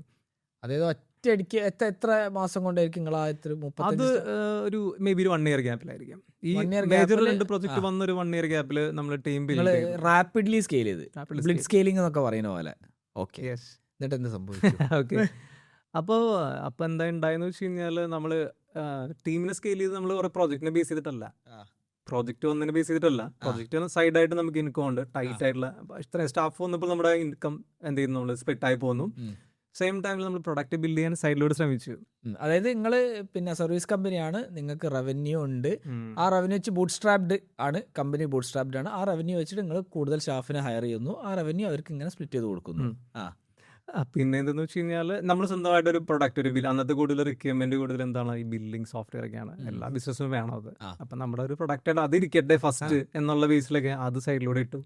പിന്നെ നമുക്ക് ഇവിടുന്ന് എന്താ പറയാ, കുവൈറ്റിൽ നിന്ന് തന്നു ഒരു അറബി നേരിട്ട് കൊച്ചിയിൽ വന്നിട്ടുണ്ടായിരുന്നു 2015. നിങ്ങളപ്പോ കൊച്ചിയിലായിരുന്നു ഓഫീസ് ഉണ്ടായിരുന്നു? അല്ലല്ല, ചാലക്കുടി. പക്ഷെ നമ്മൾ ഓൺലൈനിൽ കണ്ട് നമുക്കൊരു മെയിൽ അയച്ച് ഈ പുള്ളി ഞങ്ങൾ കൊച്ചിയിൽ വരുന്നുണ്ട്, മീറ്റ് ചെയ്യാന്ന് പറഞ്ഞു. ഓക്കെ, അപ്പോൾ പുറത്തുനിന്ന് കുവൈറ്റിൽ നിന്നാണ് പുള്ളി കൊച്ചിയിൽ വരുന്നത്, നമുക്ക് അറിയില്ല വരുമോ ഇല്ലയോ. ഓക്കെ, പക്ഷെ ഞങ്ങൾ ചെന്നു, ലെമറഡിയിലായിരുന്നു, ചെന്ന് പുള്ളിയെ കണ്ടു, പുള്ളിക്ക് നമ്മൾക്ക് അങ്ങോട്ട് ഇഷ്ടപ്പെട്ടു, ഒരു പ്രോജക്റ്റ് അങ്ങ് തന്നു. ആള് അന്ന് തന്നില്ല, ആള് കഴിഞ്ഞ് കുറച്ച് എനിക്ക് തോന്നുന്നു വീണ്ടും ഒരു 1 month കഴിഞ്ഞിട്ടാണ് തിരിച്ചു വന്ന് നമ്മുടെ ഓഫീസിൽ വന്നിട്ട് അന്നത്തെ ടൈമിൽ എനിക്ക് തോന്നുന്നു ഒരു $2,000 ക്യാഷ് ആയിട്ട് കൈ കൊണ്ടു തന്നു. ഓക്കെ, നമ്മൾ ഡോളർ എന്താ ആദ്യമായിട്ടാണ് കയ്യിൽ കാണുന്നത്, $2,000 കയ്യിൽ കൊണ്ട് തന്നു. അപ്പോൾ അങ്ങനെ പ്രൊജക്റ്റ് കൺഫേം ചെയ്തു. അതൊരു ഗെയിം ഡെവലപ്മെന്റ് ആയിരുന്നു അന്നത്തെ സമയത്ത്. നമുക്ക് അറിയാത്ത പരിപാടിയാണെന്ന് ആക്ച്വലി ഗെയിം ഡെവലപ്പ് ചെയ്യാന്നുള്ളത്. എന്ന് വെച്ച് കഴിഞ്ഞാൽ ഒരു നമ്മുടെ കാർഡ്സ് പ്ലേ ആണ്, റിമോട്ട് പ്ലേ ആണ് ആക്ച്വലി. ആ. ശരി, കുറച്ച് കോംപ്ലക്സ് ടെക്നോളജിയാണ്. ആ. നമുക്ക് റിമോട്ട്ലി മൾട്ടിപ്പിൾ എന്താ പറയുക യൂസേഴ്സിന് പല ലൊക്കേഷനിലിരുന്ന് ഇന്റർനെറ്റിൽ ചീട്ട് കളിക്കുക. ഉം, ഉം, ആ ഒരു ഓൾമോസ്റ്റ് 2015 ആ ഒരു ഗെയിം പ്രോജക്റ്റ് വന്നത്. ഓക്കെ. അപ്പൊ അതിന് വേണ്ടിയിട്ട് നമ്മൾ പ്രൊജക്ട് എടുത്ത് മേടിച്ചിട്ടാണ് അത് എങ്ങനെ ചെയ്യണം എന്നുള്ള ആലോചിക്കുന്നത്. ആ. ഓക്കെ, നമുക്കിത് പ്ലാൻ ചെയ്യാറിയാം, ഏതാണ്ട് ഒരു കുറച്ച് ഐഡിയാസ് ഒക്കെ ഉണ്ട് ആ കാര്യങ്ങൾ. അപ്പൊ അതിനുശേഷം നമ്മൾ റിക്രൂട്ട് ചെയ്തു, ഒരു 1-2 റിസോഴ്സിന് വേണ്ടി റിക്രൂട്ട് ചെയ്തു മൊബൈൽ ഡെവലപ്പേഴ്സിനെ. നമ്മൾ പ്രോജക്ട് അത് iOS ആൻഡ്രോയിഡ് ആപ്പ് ആയിരുന്നോ? എല്ലാം ഉണ്ടായിരുന്നു, യൂസ് ആൻഡ്രോയിഡ് ആപ്സ് എല്ലാം. പിന്നെ വെബും ഉണ്ടായിരുന്നു? ഇല്ല, അത് ആപ്പാണ്, ക്ലിയർലി ആപ്പാണ്. ആപ്പാണ്. എന്നിട്ട് ആപ്പിൽ എല്ലാവരും കൂടി ലോഗിൻ ചെയ്യുന്നു, ഗ്രൂപ്പ് ഗെയിം കളിക്കുന്നു. ഇപ്പോൾ അതെ, 2 പേര് യൂസായിട്ട് ലോഗിൻ ചെയ്യുന്നു. ലോഗിൻ ചെയ്ത് കഴിഞ്ഞാൽ ഇന്റർനെറ്റിലാണ് നമ്മൾ ആ ഗെയിം കളിക്കുന്നു. നമ്മൾ ചീട്ട് ഇവിടുന്ന് വലിച്ചിടുന്നു, അവിടെ കളിക്കുന്നു. ആ ഒരു അനിമേഷനോടുകൂടി തന്നെ. ഇപ്പോൾ ഉള്ള റമ്മിയുടെ ആ ഒരു പെർഫെക്ഷനിലല്ല, എന്നാൽ പോലെ ഒരു ബീറ്റ MVP മോഡൽ വേണമെങ്കിൽ പറയാൻ പറ്റും. കറക്റ്റ്. അതൊക്കെ ആയിരുന്നു പിന്നെ ഒരു മേജർ പ്രോജക്റ്റ് ആണെന്നൊക്കെ വന്നത്. പക്ഷെ അത് നമ്മൾ ഓൾമോസ്റ്റ് അത് കംപ്ലീറ്റ് ചെയ്തു. പിന്നെ ഈ പുള്ളി പോയാള് പിന്നെ പൊടി പോലും കണ്ടില്ല. അതെ, പൈസ പോയി. പൈസ ഒന്നും പുള്ളി പോയി. അല്ല, ഇനീഷ്യൽ അഡ്വാൻസ് എന്നിട്ട് പോയിട്ടുള്ളൂ. പ്രോജക്റ്റ് വലിയ എമൗണ്ടിന്റെ പ്രോജക്റ്റ് ആയിരുന്നു. അങ്ങനെയൊക്കെ. പിന്നെ ആ ഒരു സമയത്ത് നമ്മൾ എന്ത് ചെയ്യുന്നു, പുള്ളി കമ്മ്യൂണിക്കേഷൻ ഉണ്ടായിരുന്നു. ആള് വരും, ചെയ്യും, അടുത്ത മന്ത് ചെയ്യും, ഈ മന്ത് ചെയ്യും എന്നൊക്കെ പറഞ്ഞ് നമ്മൾ ആള് ചെറുതായിട്ട് ഡിലേ ആക്കി. പക്ഷെ നമ്മൾ റിസോഴ്സിനൊക്കെ ഹോൾഡ് ചെയ്തു. റിസോഴ്സ് ഒക്കെ ഹൈലി പെയ്ഡ് ആയിരുന്നു. അപ്പൊ നമ്മളിങ്ങനെയൊക്കെ സർവൈവ് ചെയ്യാൻ ശ്രമിച്ചു. അപ്പോൾ പുള്ളിയുടെ പ്രോമിസ് അങ്ങ് ശരിയാതിരുന്നപ്പോൾ ആ ഒരു പ്രശ്നം നമുക്ക് പണി കിട്ടി. അപ്പൊ അങ്ങനെ നമുക്ക് എന്ത് ചെയ്തു, ചെറിയ ചെറിയ എമൗണ്ടുകളുടെ ഡിഫറൻസ് വന്നു കഴിഞ്ഞപ്പോൾ ആ ഒരു ടീമിനെ നമുക്ക് മെയിൻറ്റെയിൻ ചെയ്യാൻ പറ്റിയില്ല. ടീം ഓരോരുത്തരായിട്ട് റിസൈൻ ചെയ്ത് തുടങ്ങി. ഓരോരുത്തരായിട്ട് റിസൈൻ ചെയ്ത്, പെട്ടെന്ന് റിസൈൻ ചെയ്തില്ല, എല്ലാവരും നമ്മുടെ ഫ്രണ്ട്സ് പോലെ തന്നെയായിരുന്നു. അപ്പോൾ അങ്ങനെയൊക്കെ പതുക്കെയാണ് ഒരുമിച്ച് റിസൈൻ ചെയ്തത്. പക്ഷെ നമ്മൾ പിന്നെ എല്ലാവരും പോയ സമയത്ത് എന്ത് ചെയ്തു, നമുക്ക് മനസ്സിലായത് സർവൈവ് ചെയ്യാൻ പറ്റില്ല ആ ഒരു സമയത്ത്. ഇത് കുറച്ച് ഇയേഴ്സിന്റെ ഗ്യാപ്പ് എടുത്തു. ആക്ച്വലി നമ്മൾ ഹയർ ചെയ്യുന്നു, നമ്മൾ വീണ്ടും ബിൽഡ് ചെയ്യുന്നു, ഒരുപാട് പ്രോജക്റ്റുകൾ ആയിട്ട് ചെയ്യുന്നു. എനിക്ക് തോന്നുന്നു 2018 വരെ. പിന്നെ അതിനിടയിൽ ഒരു ഇംപ്രസീവ് ആയിട്ടുള്ളൊരു മൈൽ സ്റ്റോൺ പറയുകയാണെങ്കിൽ, അന്നൊരു പ്രോജക്റ്റ് ഞങ്ങൾ ചെയ്തിരുന്നത് Wix.com ഒക്കെ മോഡലിൽ ഞങ്ങൾ സ്വന്തമായിട്ട്, അന്നത്തെ ഒരു സാസ് ആയിരുന്നു. വെബ്സൈറ്റ് ബിൽഡർ ചിപ്പ് കോസ്റ്റിൽ ഓട്ടോമേറ്റ് ചെയ്തൊരു വെബ്സൈറ്റ് ബിൽഡ് ചെയ്യുക, ടെംപ്ലേറ്റ് ഒക്കെ എഡിറ്റ് ചെയ്ത് ബിൽഡ് ചെയ്യുന്നുള്ളത്. എനിക്ക് തോന്നുന്നു 2017 അത് ലോഞ്ച് ചെയ്തത്. അത് ഓൾമോസ്റ്റ് ഒരു 1 year ആ ഒരു സമയത്ത് എനിക്ക് തോന്നുന്നു 500+ പ്രോജക്റ്റുകൾ അന്ന് ആ ഒരു പ്രോജക്റ്റ് ചെയ്തിട്ടുണ്ടായിരുന്നു. Very nice. അതിനൊരു നല്ലൊരു സെയിൽസ് ടീം ഒക്കെ ഉണ്ടായിരുന്നു. അവർ നല്ല രീതിയിൽ വർക്ക്ഔട്ട് ചെയ്തു. നമുക്ക് അതിൽ കൂടുതൽ സ്കെയിൽ ചെയ്തിട്ടില്ല, പക്ഷെ അത് ഇംപ്രസീവ് ആയിട്ട് സെയിൽ ചെയ്തു. ലോ കോസ്റ്റ് വെബ്സൈറ്റ് ബിൽഡർ, അതും ഈ എനിക്ക് തോന്നുന്നു 5,000 rupees-നൊക്കെ ആയിരുന്നു തോന്നുന്നു. അതെ, 5,000 rupees ഇയർലി. ഓക്കെ. അത് ഇൻസ്റ്റന്റ്ലി വെബ്സൈറ്റ്, നമുക്ക് വെബ്സൈറ്റ് ചെയ്യാൻ 1/2 hour വേണ്ട. കാരണം അത് ഫുള്ള് എന്താ പറയാ, വെബ്സൈറ്റിന് ഒരു ലോഗോ ഇട്ട് ഡൊമൈനിൽ എൻ്റർ ചെയ്ത് അടിച്ചു കഴിഞ്ഞാൽ ഹോസ്റ്റിംഗ് എല്ലാം ഓട്ടോമേറ്റഡ് ആണ്. ആ ഒരു സാസ് മോഡൽ ചെയ്തത് അത് ആക്ച്വലി സക്സസ് ആയിരുന്നു ആ ഒരു പ്രോജക്റ്റ്. പക്ഷെ നമ്മുടെ ബാക്കി കുറച്ച് കാര്യങ്ങൾ ഓവർ എക്സ്പെൻസ് ഉള്ളത് കൊണ്ട് എന്ത് ചെയ്തു, അത് കമ്പനീനെ ടോട്ടലി ബാധിച്ചപ്പോഴും നമുക്ക് ഇത് സക്സസ് ചെയ്ത് സ്കെയിൽ ചെയ്യാൻ പിന്നെ പറ്റില്ല. ഓക്കെ. അല്ലാത്ത രീതിയിൽ ആ പ്രോജക്റ്റ് സക്സസ് ആയിരുന്നു. ക്ലിയർലി മനസ്സിലായി. അതുപോലെ തന്നെ ഡബിൾ ഡൗൺ ചെയ്താൽ മതിയായിരുന്നു. തീർച്ചയായിട്ടും മതിയായിരുന്നു. പിന്നീട് നമ്മൾ എന്താ പറയാ, ഈ സൈഡ് സ്കെയിൽ ചെയ്തേനെ. അതായത് നിങ്ങള് പിന്നെ കോമ്പൗണ്ട് ചെയ്യാൻ കാത്തിക്കുന്നില്ല, ഇതിന്റെ മുമ്പ് അതായിരുന്നു. അതായത് ഓട്ടോമാറ്റിക്കലി നിങ്ങൾ ഇപ്പം കണ്ടന്റിലായിരുന്നു നിങ്ങൾ ആദ്യം ഉണ്ടായിരുന്നു, ബ്ലോഗും കാര്യങ്ങളൊക്കെ. അത് കുറച്ച് നിങ്ങൾക്ക് മേ ബി ഇത് സ്കെയിലബിൾ അല്ല, നിങ്ങളത് മാറി. പിന്നെ ഇത് നിങ്ങൾക്ക് വർക്ക് ചെയ്തു. ബട്ട് അഗെയിൻ ബാക്കി പ്രശ്നങ്ങളൊക്കെ വന്നതുകൊണ്ട് അതും അടുത്ത ലെവലിലേക്ക് എത്തിയില്ല, അടുത്ത സ്റ്റേജിലേക്ക് എത്തിയില്ല. സക്സസ്ഫുൾ ആയിരുന്നു, രണ്ടും സക്സസ്ഫുൾ ആയിരുന്നു. പക്ഷെ അടുത്ത സ്റ്റേജിലേക്ക് നിങ്ങൾക്ക് പോകാൻ പറ്റിയില്ല. ഓക്കെ. അപ്പോഴത്തേക്ക് നിങ്ങൾ ഫണ്ട് ഇഷ്യൂസ് വന്നു, you lose the team. Okay, then what happened? പിന്നെ നമുക്ക് മനസ്സിലായല്ലോ, ഒരു 8 years-ഓളം അങ്ങനെ കഴിഞ്ഞു ആക്ച്വലി. അപ്പോൾ അത് 8 years കഴിഞ്ഞിട്ടില്ല, ഒരു 6-7 എത്തി. ഞാനിപ്പോൾ ആര് വരികയാണെങ്കിലും ഏത് ഓണ്ടർപ്രീനറിന്റെ അടുത്ത് വന്നിട്ട് പറയും എനിക്ക് ആ ഐഡിയ ഉണ്ട്, ഈ ഐഡിയ ഉണ്ട്. അപ്പം ഞാൻ ആദ്യം പറയാം, അടിപൊളി ഐഡിയ, ഒരു 10 കൊല്ലം എടുക്കും കേട്ടോ. See ultimately that is how entrepreneurs are build. നമുക്ക് കുറേ നല്ലത് സംഭവിക്കും, അതിലും കൂടുതൽ ചീത്തത് സംഭവിക്കും. കുറച്ച് കാശ് ഉണ്ടാക്കും, അതിലും കൂടുതൽ കാശ് പോയി കിട്ടും. കുറച്ച് ടീമിനൊക്കെ ബിൽഡ് ചെയ്യാൻ നോക്കും, ടീം പോവും, ടീം വരും, ടീം പോവും. ഇത് തന്നെ ഒരു പ്രോസസ്സായിരിക്കും. ഇതൊക്കെ കഴിഞ്ഞ് വരുമ്പോഴത്തേക്ക് ഒരു 10 കൊല്ലം പോവും. നിങ്ങളെ കേസിലെ വരെ വളരെ ഉണ്ടായത് ആക്ച്വലി. ഓക്കെ. എന്നിട്ട് ദെൻ വാട്ട്? അപ്പോൾ 2018 അപ്പോഴത്തെ ടീമൊക്കെ പോയി. ടീമൊക്കെ പോയി എന്ന് വെച്ച് കഴിഞ്ഞാൽ അങ്ങനെയല്ല, നമ്മൾ പെട്ടെന്ന് അന്ന് ടീമൊക്കെ പോയി, എല്ലാവരും അങ്ങ് പോയില്ല. നമ്മൾ കമ്പനി അന്ന് അത് ഷട്ട് ഡൗൺ ചെയ്തു ആ ഒരു സമയത്ത്. ഓക്കെ. പിന്നെ എനിക്ക് മനസ്സിലായി, നമുക്ക് വീണ്ടും ചാലക്കുടി നിന്നുകൊണ്ട് അല്ലെങ്കിൽ കേരളത്തിൽ നിന്നുകൊണ്ട് നമുക്ക് ബിൽഡ് ചെയ്യൽ എളുപ്പമല്ല. ബിൽഡ് ചെയ്യൽ എളുപ്പമല്ല എന്നല്ല, ഒരു കൈൻഡ് ഓഫ് ഫീലിംഗ് ലൈക്ക് നമ്മൾ ആ ഒരു ഇത്രയും ടൈം പോയി. ഓൾറെഡി കുറെ സമയം പോയി, കുറെ സമയം പോയി. കൊല്ലങ്ങളാണ് പോയി. ഇനിയിപ്പോ മാത്രമല്ല അവരുന്ന് ഒരു ബിൽഡ് ചെയ്തില്ല, സ്ക്രാച്ചിൽ ബിൽഡ് ചെയ്യൽ കുറച്ച് എളുപ്പമല്ല. ഉം, പിന്നെ കോൺഫിഡൻസിന് ഒരു കുറവുണ്ടായിരുന്നില്ല ആ ഉം, സമയത്ത്. ഉം. പിന്നെ ബാംഗ്ലൂരാണ് നെക്സ്റ്റ് നമുക്കൊരു IT ഒരു ഇനിയിപ്പോൾ അതും വേണ്ട, നമുക്ക് എന്തിനാ അങ്ങനെ ചെയ്യുന്നത്, നെക്സ്റ്റ് നേരെ ദുബായ് ഉണ്ടല്ലോ, നേരെ Okay. ദുബായിലേക്ക് പോകുന്നു. ഓക്കെ, ഓക്കെ ദുബായിലേക്ക് എന്ത് ധൈര്യത്തിലാണ് പോകുന്നത്? കാരണം ദുബായ് ഈസ് വെരി എക്സ്പെൻസീവ്. മറ്റേത് നാട്ടിന് വീട്ടിലിരുന്നാൽ മതി. അപ്പൊ എന്തായിരുന്നു ആ ഒരു ചേതോവികാരം ദുബായിലേക്ക് വരാനല്ലേ? ദുബായിലേക്ക് വരാനുള്ള കാരണം ദുബായിക്ക് നമുക്ക് ഈസിലി ആക്സസിബിൾ ആയിരുന്നു എന്നുള്ള കാര്യം. ഐ മീൻ ഇങ്ങോട്ട് വരാം നമുക്ക് അധികം വിസ കോംപ്ലിക്കേഷൻസ് ഒന്നും ഇല്ലാതെ, കറക്റ്റ്. First thing. പിന്നെ രണ്ടാമത്തെ കേസ് ഇവിടെ മലയാളീസ് ഒരുപാടുണ്ടെന്നുള്ളൊരു കോൺഫിഡൻസ്. ആ അല്ല, മലയാളീസ് ഉണ്ട്. സി 15ാമത്തെ ഡിസ്ട്രിക്ട് ദുബായ് ആണെന്നാ പറയാ. Yes. അത് നമുക്ക് വളരെ ക്ലിയർ ആണ്. Okay. ഞങ്ങൾക്കൊന്ന് ഇക്കോം ഇവന്റ് ആദ്യമായിട്ട് നമ്മൾ ട്രയൽ അടിച്ചത് ദുബായിലാ. നാട്ടിലൊരു ഇവന്റ് നടത്തിയിട്ടില്ല. നമ്മൾ Okay. നേരെ വന്ന് ദുബായ് ആണ് നമുക്ക്. പിന്നെ എനിക്കൊന്ന് നിവിൻ പോളിന്റെ പടത്തിൽ പറയുന്ന പോലെ എന്താ പറയാ, അധ്വാനിക്കുന്നവന്റെ പടച്ചോനാണ് ദുബായ്. ഏതായിരുന്നു ആ പടം? ജേക്കബിന്റെ സ്വർഗരാജ്യം. ഓക്കെ, അപ്പം നമ്മളും ആക്ച്വലി ഈ ഇവന്റ് സംഭവം പുൾ ഓഫ് ചെയ്യാൻ പറ്റുമോ, നമുക്ക് ദുബായിലൊന്നും ചെയ്ത് നോക്കാം. ആരെങ്കിലും വരും, നമുക്ക് നോക്കാടാ, ചെയ്ത് നോക്കാം. വന്നിട്ടില്ലെങ്കിൽ വന്നിട്ടില്ല, അത്രയല്ലേ ഉള്ളൂ. And that was super successful. അതിനുശേഷം ഞങ്ങൾ നിന്നിട്ടില്ല. അതിനുശേഷം നമ്മൾ കൊച്ചിയിൽ ചെയ്ത്, ട്രിവാൻഡ്രത്ത് ചെയ്ത്, കാലിക്കറ്റ് ചെയ്തു, ഖത്തറിൽ ചെയ്തു. ഇപ്പോൾ അതാ ഇപ്രാവശ്യം വന്നിട്ട് ദുബായിൽ സെക്കൻഡ് എഡിഷൻ ചെയ്തു. ദുബായില് അടിപൊളിയാക്കി. അടിപൊളിയാക്കി. അതായത് ശരിക്കും എനിക്കൊന്ന് ആൾക്കാരൊക്കെ ഭയങ്കരമായിട്ട് കണക്ട് ചെയ്തു. അവിടെ ഇൻവെസ്റ്റേഴ്സ് ഫൗണ്ടേഴ്സിനെ കണക്ട് ചെയ്തിട്ടുണ്ട്. ഫൗണ്ടേഴ്സിന് പുതിയ സ്റ്റാഫിനെ കിട്ടിയിട്ടുണ്ട്. പല ആൾക്കാർക്കും ജോലിക്ക് അപ്ലൈ ചെയ്തിട്ടുണ്ട്. No doubt. ഞാൻ ആക്ച്വലി ഇവിടെ വന്ന സമയത്ത് നെറ്റ്വർക്കിംഗ് എന്നുള്ളത് എനിക്ക് അറിയുന്ന പരിപാടിയല്ല. ഐ മീൻ ഞാൻ അങ്ങനെ ഒരു പെട്ടെന്ന് ഒരാളത്ത് പോയി സംസാരിച്ചിട്ടില്ല. പക്ഷെ സംസാരിച്ച് കഴിഞ്ഞാൽ സംസാരിക്കും. കറക്റ്റ്. പക്ഷെ പെട്ടെന്ന് സ്ട്രേഞ്ചർ അടുത്ത് പോയി സംസാരിക്കില്ല. പക്ഷെ സ്റ്റിൽ ഞാൻ അത് എങ്ങനെ വർക്ക് ചെയ്യുന്ന അറിയാൻ വേണ്ടിയിട്ട് പേ ചെയ്തിട്ട് പോയിട്ടുണ്ട്. 1000 dirhams ഒക്കെ കൊടുത്ത് എങ്ങനെ നെറ്റ്വർക്കിംഗ് ചെയ്യാം. ഓക്കെ, പക്ഷെ ഞാൻ ചെല്ലുന്നു, പലരും നെറ്റ്വർക്ക് ചെയ്യുന്നു, നമ്മള് ഞാൻ 1-2 കൂടെ പോയി സംസാരിക്കുന്നല്ലാതെ ഇതിനൊരു എഫക്റ്റീവായിട്ട് അത് എനിക്ക് വർക്കൗട്ട് ആയിട്ടില്ല, ക്ലാരിറ്റി പറയുകയാണെങ്കിൽ. പക്ഷെ ഇപ്പോൾ നമ്മുടെ മീറ്റപ്പിൽ എന്ന് വെച്ച് കഴിഞ്ഞാൽ ഞാനത് ശരിക്കും പറഞ്ഞാൽ അത്ഭുതപ്പെട്ടു പോയി. അത്ര എഫക്റ്റീവായിട്ട് ഷാൻ അത് കോർഡിനേറ്റ് ചെയ്തതും ആ ഒരു കമ്മ്യൂണിറ്റിയുടെ ഒരു സ്ട്രെങ്ത് എനിക്ക് ക്ലിയർലായി മനസ്സിലായി. കാരണം എനിക്ക് തോന്നുന്നു 6 മണിക്കൂറോളം എല്ലാവരും ആ റൂം വിട്ട് പുറത്തു പോയിട്ടില്ല. നല്ലൊരു എന്താ പറയുക ഗ്യാപ്പ് വേണമെന്ന് ചോദിച്ചാൽ പോലും വേണ്ട, അവിടെ തന്നെ ഇരുന്നാൽ മതി.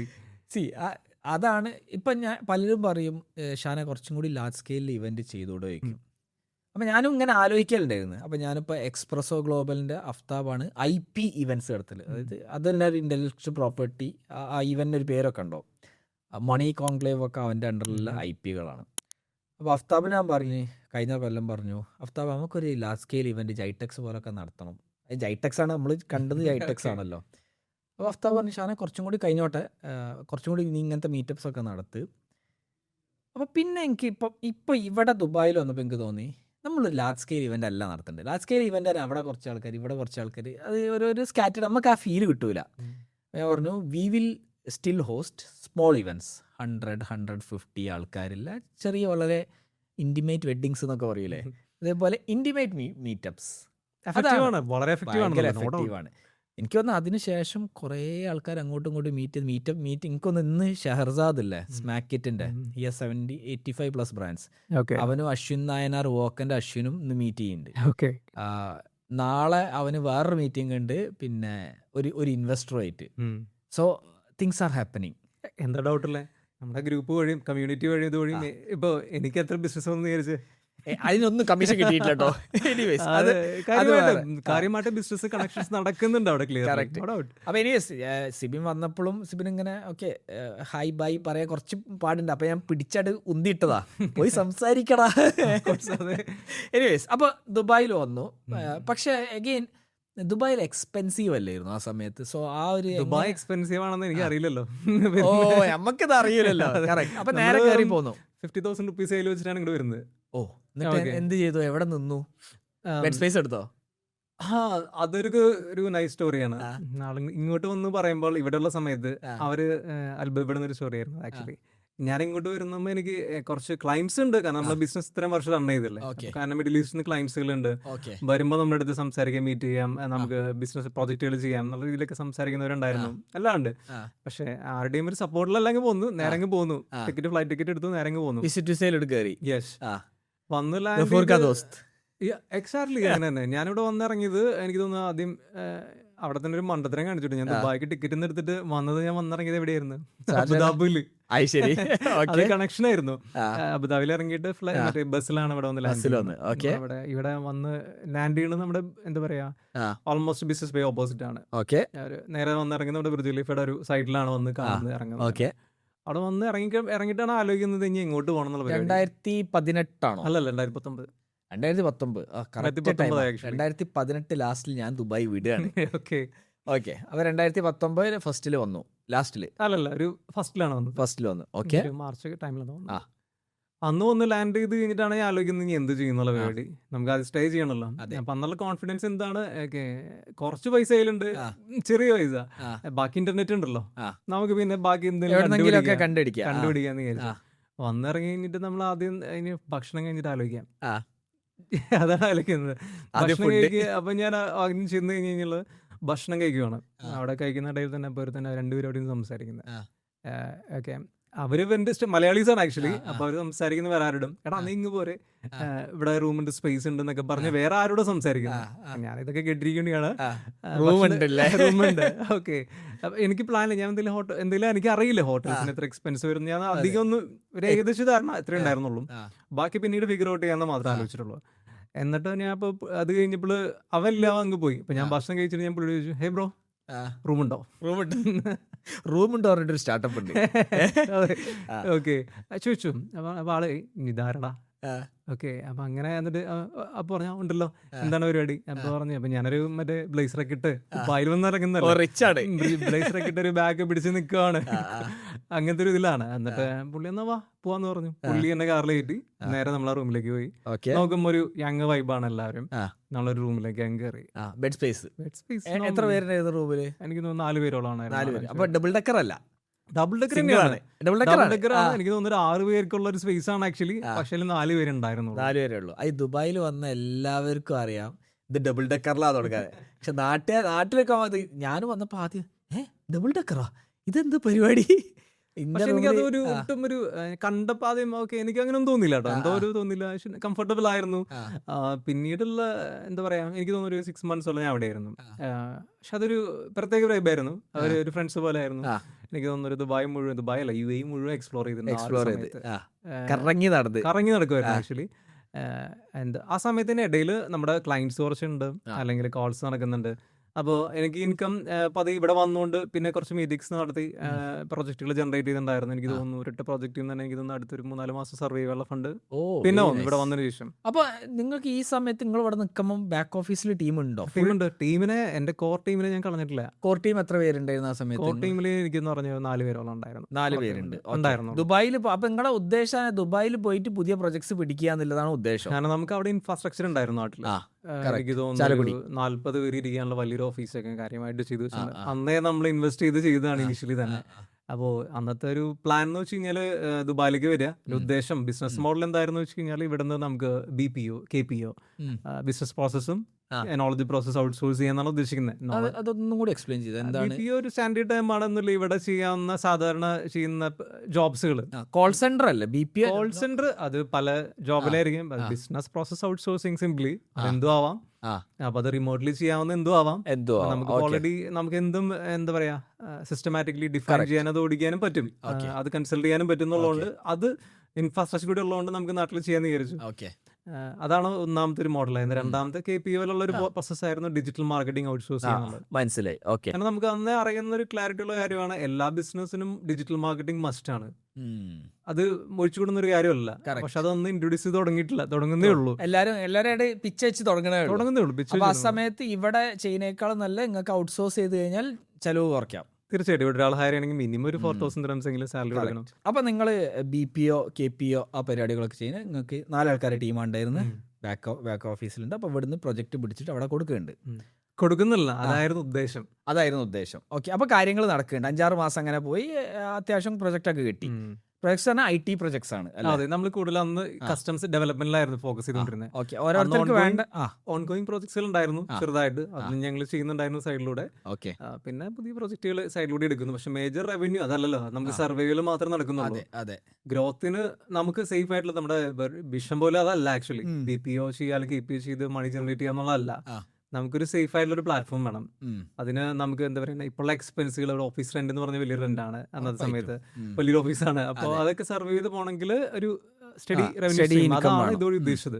ഇവിടുന്ന് കമ്പനീസിന്റെ മേ ബി ഒരു 1000 dirhams വെച്ച് എന്താ പറയുക, ഡിജിറ്റൽ മാർക്കറ്റിംഗ് നാട്ടിൽ ഒരാളെ കോൺടാക്ട് എടുക്കുക, ഒരാൾക്ക് ഒരു 3 കമ്പനി 4 കമ്പനി മാനേജ് ചെയ്യുക. ഡിജിറ്റൽ മാർക്കറ്റിംഗിൽ അന്ന് ഉള്ള നോളജ് എനിക്ക് ടീമിനെ ട്രെയിൻ ചെയ്യുക, ആ രീതിയിലാണ് അതൊരു രീതിയിൽ വർക്ക്ഔട്ട് ചെയ്തിട്ടുണ്ടായിരുന്നത്. പക്ഷേ അത് ഇവിടെ പിച്ച് ചെയ്യാൻ നോക്കിയിട്ട്, കാരണം ഞാൻ ദുബായിൽ പുതിയതാണ്, ഇവിടെ നമ്മളെങ്ങനെ, ഇവിടെ പുറത്തിറങ്ങണമെങ്കിൽ എക്സ്പെൻസ് ആണ്, അറിയാലോ.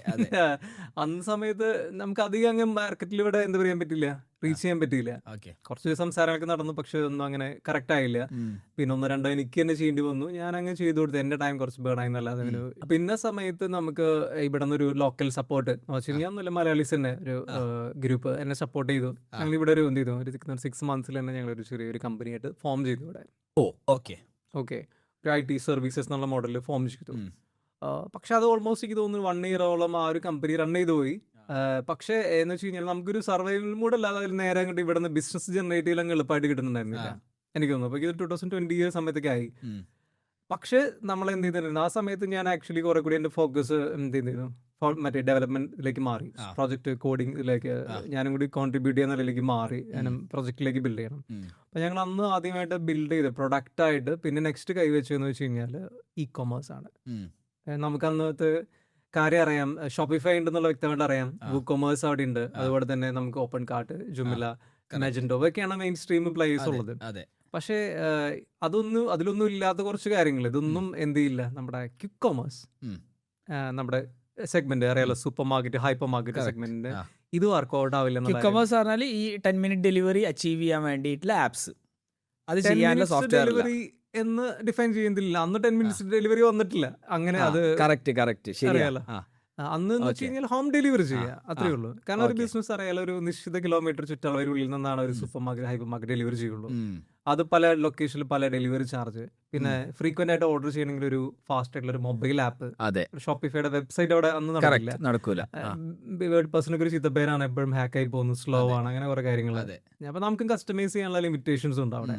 അപ്പം അങ്ങനെയാണ് നമ്മൾ പ്രൊഡക്റ്റ് എന്നുള്ള ലെവലിൽ ഇത് ചെയ്യുന്നത്, ഈ ഒരു ക്വിക്ക് കൊമേഴ്സിൽ ഇൻവെസ്റ്റ് ചെയ്യുന്നത്, ടൈം ഇൻവെസ്റ്റ് ചെയ്യുന്നത്, ബിൽഡ് ചെയ്ത് തുടങ്ങുന്നത്. അപ്പോൾ ക്വിക്ക് കൊമേഴ്സ് ആ സമയത്ത് 2020 അത് 2020 ആയിട്ടില്ല. നമ്മൾ ആ ഒരു ടൈമിൽ സ്ക്രാച്ചിൽ നടക്കുന്ന ഡേറ്റ്സുകൾ കറക്റ്റ് ചോദിച്ചു കഴിഞ്ഞാൽ അറിഞ്ഞൊന്നും വരില്ല. ഞാൻ പറയാണ് ഒരു ഏകദേശം പറയുന്നതല്ല. 2020 ആ സമയത്ത് ഇൻസ്റ്റാ ഷോപ്പ് ഒക്കെ അല്ലേ? ഇൻസ്റ്റാ ഷോപ്പ് ഉണ്ട് ഇവിടെ. ഇൻസ്റ്റാ ഷോപ്പ് ആണ് ഇവിടെ മെയിൻ ആയിട്ട് ഞാൻ വാച്ച് ചെയ്ത് എനിക്ക് ഇൻട്രസ്റ്റഡ് ആയിട്ട് തോന്നിയൊരു കാര്യം, ഇൻസ്റ്റാ ഷോപ്പ്.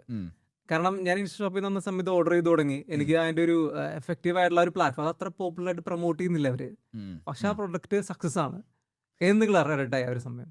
ഇൻസ്റ്റാ ഷോപ്പിൽ പിന്നെ ഇൻസ്റ്റാ ഷോപ്പിന്റെ ഇപ്പോഴത്തെ സിഇഒ അല്ല, കഴിഞ്ഞ കൊല്ലം വരെ സിഇഒ ആയിരുന്നു. He use to work for our company. Serbian, ഒരു പേരെന്തായിരുന്നു, പേര് ഓർമ്മയില്ല, I don't remember his name. Already connected ആണ്. You both worked at Bebest, അതായിരുന്നു എൻ്റെ പഴയ സ്റ്റാർട്ടപ്പ്. എനിവേസ് ഞാൻ കുറച്ച് maybe I just give him a call. Okay. അപ്പോൾ എനിവേസ്, അപ്പോൾ ഇൻസ്റ്റാ ഷോപ്പ് ആ സമയത്ത് ഉണ്ടായിരുന്നു. ഇൻസ്റ്റാ ഷോപ്പ് എനിക്ക് തോന്നുന്നത് പിന്നെ 2022 തലബാത്ത് അക്വയർ ചെയ്തത്. It was just a shop in Dubai Marina. Actually insta shop അതായിരുന്നു, ഒരു സൂപ്പർ മാർക്കറ്റ് ആയിരുന്നു മറീനയിൽ ഉണ്ടായിരുന്നത്. Then they developed an app for that. And then പിന്നെ അവർ ഫുള്ളി ആപ്പാക്കി. എനിക്കൊന്ന് ആ ഷോപ്പൊക്കെ ക്ലോസ് ചെയ്തു. Anyways that's A different story. അപ്പോൾ ഇൻസ്റ്റാ ഷോപ്പിന് ഇൻസ്പയർഡ് ആയി ആയെന്നോട് പറയാം. പക്ഷെ അത് മാർക്കറ്റ് പ്ലേസ് ആണോ? നമ്മളുടെ ക്വിക്ക് കൊമേഴ്സ് എന്ന് പറയുന്ന ഒരു പ്രൊഡക്റ്റ് ചെയ്തെന്ന് വെച്ച് കഴിഞ്ഞാല് സൂപ്പർ മാർക്കറ്റ്സ് അല്ലെങ്കിൽ റെസ്റ്റോറൻറ്റ്സ്, ഹൈപ്പർ മാർക്കറ്റ്സിന് വേണ്ടിയിട്ടുള്ള അവരുടെ പേരിലുള്ള ഒരു ആപ്പാണ്. കാരണം നമുക്ക് ഇത്രയും വർഷങ്ങള് എന്താ പറയാ, ഒരു 8 വർഷത്തോളം ഒരുപാട് പ്രോജക്റ്റുകൾ ചെയ്ത് നല്ല പരിചയമുണ്ട്. പണി കിട്ടിയും പഠിച്ചും ഒരുപാട് പ്രോജക്റ്റ് കൺസൾട്ട് ചെയ്തും നമുക്ക് നല്ല ഐഡിയ ഉണ്ട്. അപ്പൊ നമ്മള് മനസ്സിലായ ഒരു കേസ് എന്ത്, നമ്മളൊരു ക്ലയന്റിന് വേണ്ടിയിട്ടുള്ള ഒരു ലിമിറ്റഡ് ടൈമിൽ ഒരു പ്രോജക്റ്റ് ചെയ്ത് അവിടെ നമ്മൾ മേ ബി ഒരു 5 lakhs എമൗണ്ട് വാങ്ങിക്കും. നമുക്കൊരു 2 മാസം 3 മാസം ആ ടൈം യൂട്ടിലൈസ് ചെയ്താലാണ് അത് പ്രോഫിറ്റബിൾ ആവുള്ളൂ. അത് വിട്ട് ഒരു മാസം അങ്ങ് കൂടി പോയി കഴിഞ്ഞ് കഴിഞ്ഞാൽ അത് ചാരിറ്റി ആയി മാറി. നമ്മുടെ ലൈഫിൽ 4 മാസം പോയി. പിന്നെ മാത്രമല്ല വേറെ വെർട്ടിക്കൽസ് ഉണ്ട്. ക്ലയന്റ് പേ ചെയ്തു, സ്റ്റിൽ അവർക്ക് അതിൽ കൂടുതൽ ബഡ്ജറ്റ് ഇല്ലെങ്കിൽ ആ പ്രോജക്റ്റ് ഫർദർ സ്കെയിൽ ചെയ്യാൻ പറ്റില്ല. അപ്പം നമ്മുടെ ഐഡിയാസ് അവിടെ ലിമിറ്റഡ് ആയി. കാരണം നമ്മളൊരു ബേസ് MVP കഴിഞ്ഞു, ഒരു ലെയറിലെത്തി. അതിൽ കൂടുതൽ നമുക്കും കോൺട്രിബ്യൂട്ട് ചെയ്ത് അവർ സക്സസ് ആയാലും നമുക്കും ഫണ്ട് വരുള്ളൂ. അപ്പൊ ഇതെല്ലാം കൂടി ഇങ്ങനെ സ്റ്റക്കായി നിൽക്കുകയാണ്. അപ്പൊ അങ്ങനെ മൾട്ടിപ്പിൾ അറ്റംപ്റ്റ്സുകൾ നമ്മൾ കണ്ടിട്ടുണ്ട്. പലവരും പ്രോജക്റ്റ് വരും, നമ്മൾ ചെയ്യുന്നു. കുറെ കൂടി ബെറ്റർ ആണെങ്കിൽ നമ്മൾ ടൈം സ്പെൻഡ് ചെയ്യണം. അതെ അതെ. അപ്പൊ നമുക്ക് മനസ്സിലായി ഇനി കസ്റ്റം പ്രോജക്റ്റ് നമ്മൾ ചെയ്യണ്ട എന്ന ഡിസിഷനിലെത്തി. ക്ലിയർലി 2020 പ്രൊഡക്റ്റിലേക്ക് മൂവ് ചെയ്യാം. മൂവ് ചെയ്ത. അപ്പൊ നമുക്ക് മനസ്സിലായി നമുക്ക് ഐഡിയാസ് ഉണ്ട് ഒരുപാട്, ഇത്ര വർഷമായില്ല. അപ്പൊ അതിനെ ബേസ് ചെയ്തിട്ട് ഒരു പ്രോജക്റ്റ് ബിൽഡ് ചെയ്യാം. നമ്മൾ അന്ന് ഇതിന് മുന്നേ ഒരു വെബ്സൈറ്റിന്റെ വിക്സ് മോഡൽ ബിൽഡ് ചെയ്തിട്ടുണ്ട്. അപ്പൊ നമുക്ക് സാസിന്റെ ഫൗണ്ടേഷൻ ഉണ്ട് അവിടെ. അതെ. അപ്പോഴാണ് അന്ന് നിങ്ങൾക്ക് ടീം എല്ലാം നഷ്ടപ്പെട്ടു, നിങ്ങൾ അത് ഓപ്പർച്യൂണിറ്റി ആയിരുന്നു, പക്ഷെ അത് മിസ്സായിപ്പോയി. ഓക്കെ. പിന്നെ അത് 2020 വീണ്ടും ആ ഒരു പ്രൊജക്ട് റിസീവ് ചെയ്യാനും മൂടുണ്ടായിരുന്നില്ല. വെബ്സൈറ്റ് പിന്നെ ഒരുപാട് പേര് വെബ്സൈറ്റ് ചീപ്പ് കോസ്റ്റ് ഈസി, അത് കുറെ ആൾക്കാർ ചെയ്തു തുടങ്ങി. വിക്സ് ഒക്കെ ഭയങ്കര പോപ്പുലറായി. അതെ. അപ്പൊ അതിൽ കുറച്ചും കൂടി നമുക്ക് സുപ്പീരിയർ ആയിട്ടുള്ള ഒരു പ്രോജക്റ്റ് ചെയ്യണം, കോമ്പറ്റീറ്റീവ് ആയിട്ടുള്ള ചെയ്യണം. അപ്പോൾ അവിടെയുള്ള ഗ്യാപ്പ് കണ്ടത് ഈ ഒരു ക്യുക്കമേഴ്സിലാണ്. ആക്ച്വലി 2020 KPH നിങ്ങൾ KPH-ലല്ലേ? KPH-ൽ ഞാൻ പോയിട്ട് എന്തുകൊണ്ട് ആരും ഇങ്ങനെ ക്യുക്കമേഴ്സിന് വേണ്ടി ഒരു സാസ് ഉണ്ടാക്കുന്നില്ല, എനിക്കടപ്പം പോയി ഞാൻ വീണ്ടും പോയി അടിച്ചു നോക്കി കഴിഞ്ഞാൽ കിട്ടും. എന്നിട്ട് ആ സമയത്ത് മുഹേമിനുണ്ട്, ഫീഡ്ബാക്ക് പറഞ്ഞൊരു പ്രൊജക്റ്റ് ഉണ്ട്, പിന്നെ ഒരു ആപ്പ് ഉണ്ട് വിച്ച് ഇസ് ഈ കസ്റ്റമറെ ഫീഡ്ബാക്ക്. ജെനസിസ് പറഞ്ഞ കോൾ സെന്റർ മാനേജ്മെന്റ് സൊല്യൂഷനിൽ അതിൻ്റെ ഉള്ളിൽ ഒരു ആപ്പ് സ്റ്റോർ ഉണ്ട്. ആ ആപ്പ് സ്റ്റോറിൽ ഒരു ആപ്പാണ് ഫീഡ്ബാക്ക്. മുഹേമിനൊരു project takemydorder.io. അപ്പോൾ ഞാൻ മുഹേമിനത് അടിപൊളിയാണ്, പക്ഷേ അതിൻ്റെ അത് ലൊക്കേഷൻ ഒന്നും ഫെച്ച് ചെയ്യുന്നില്ല.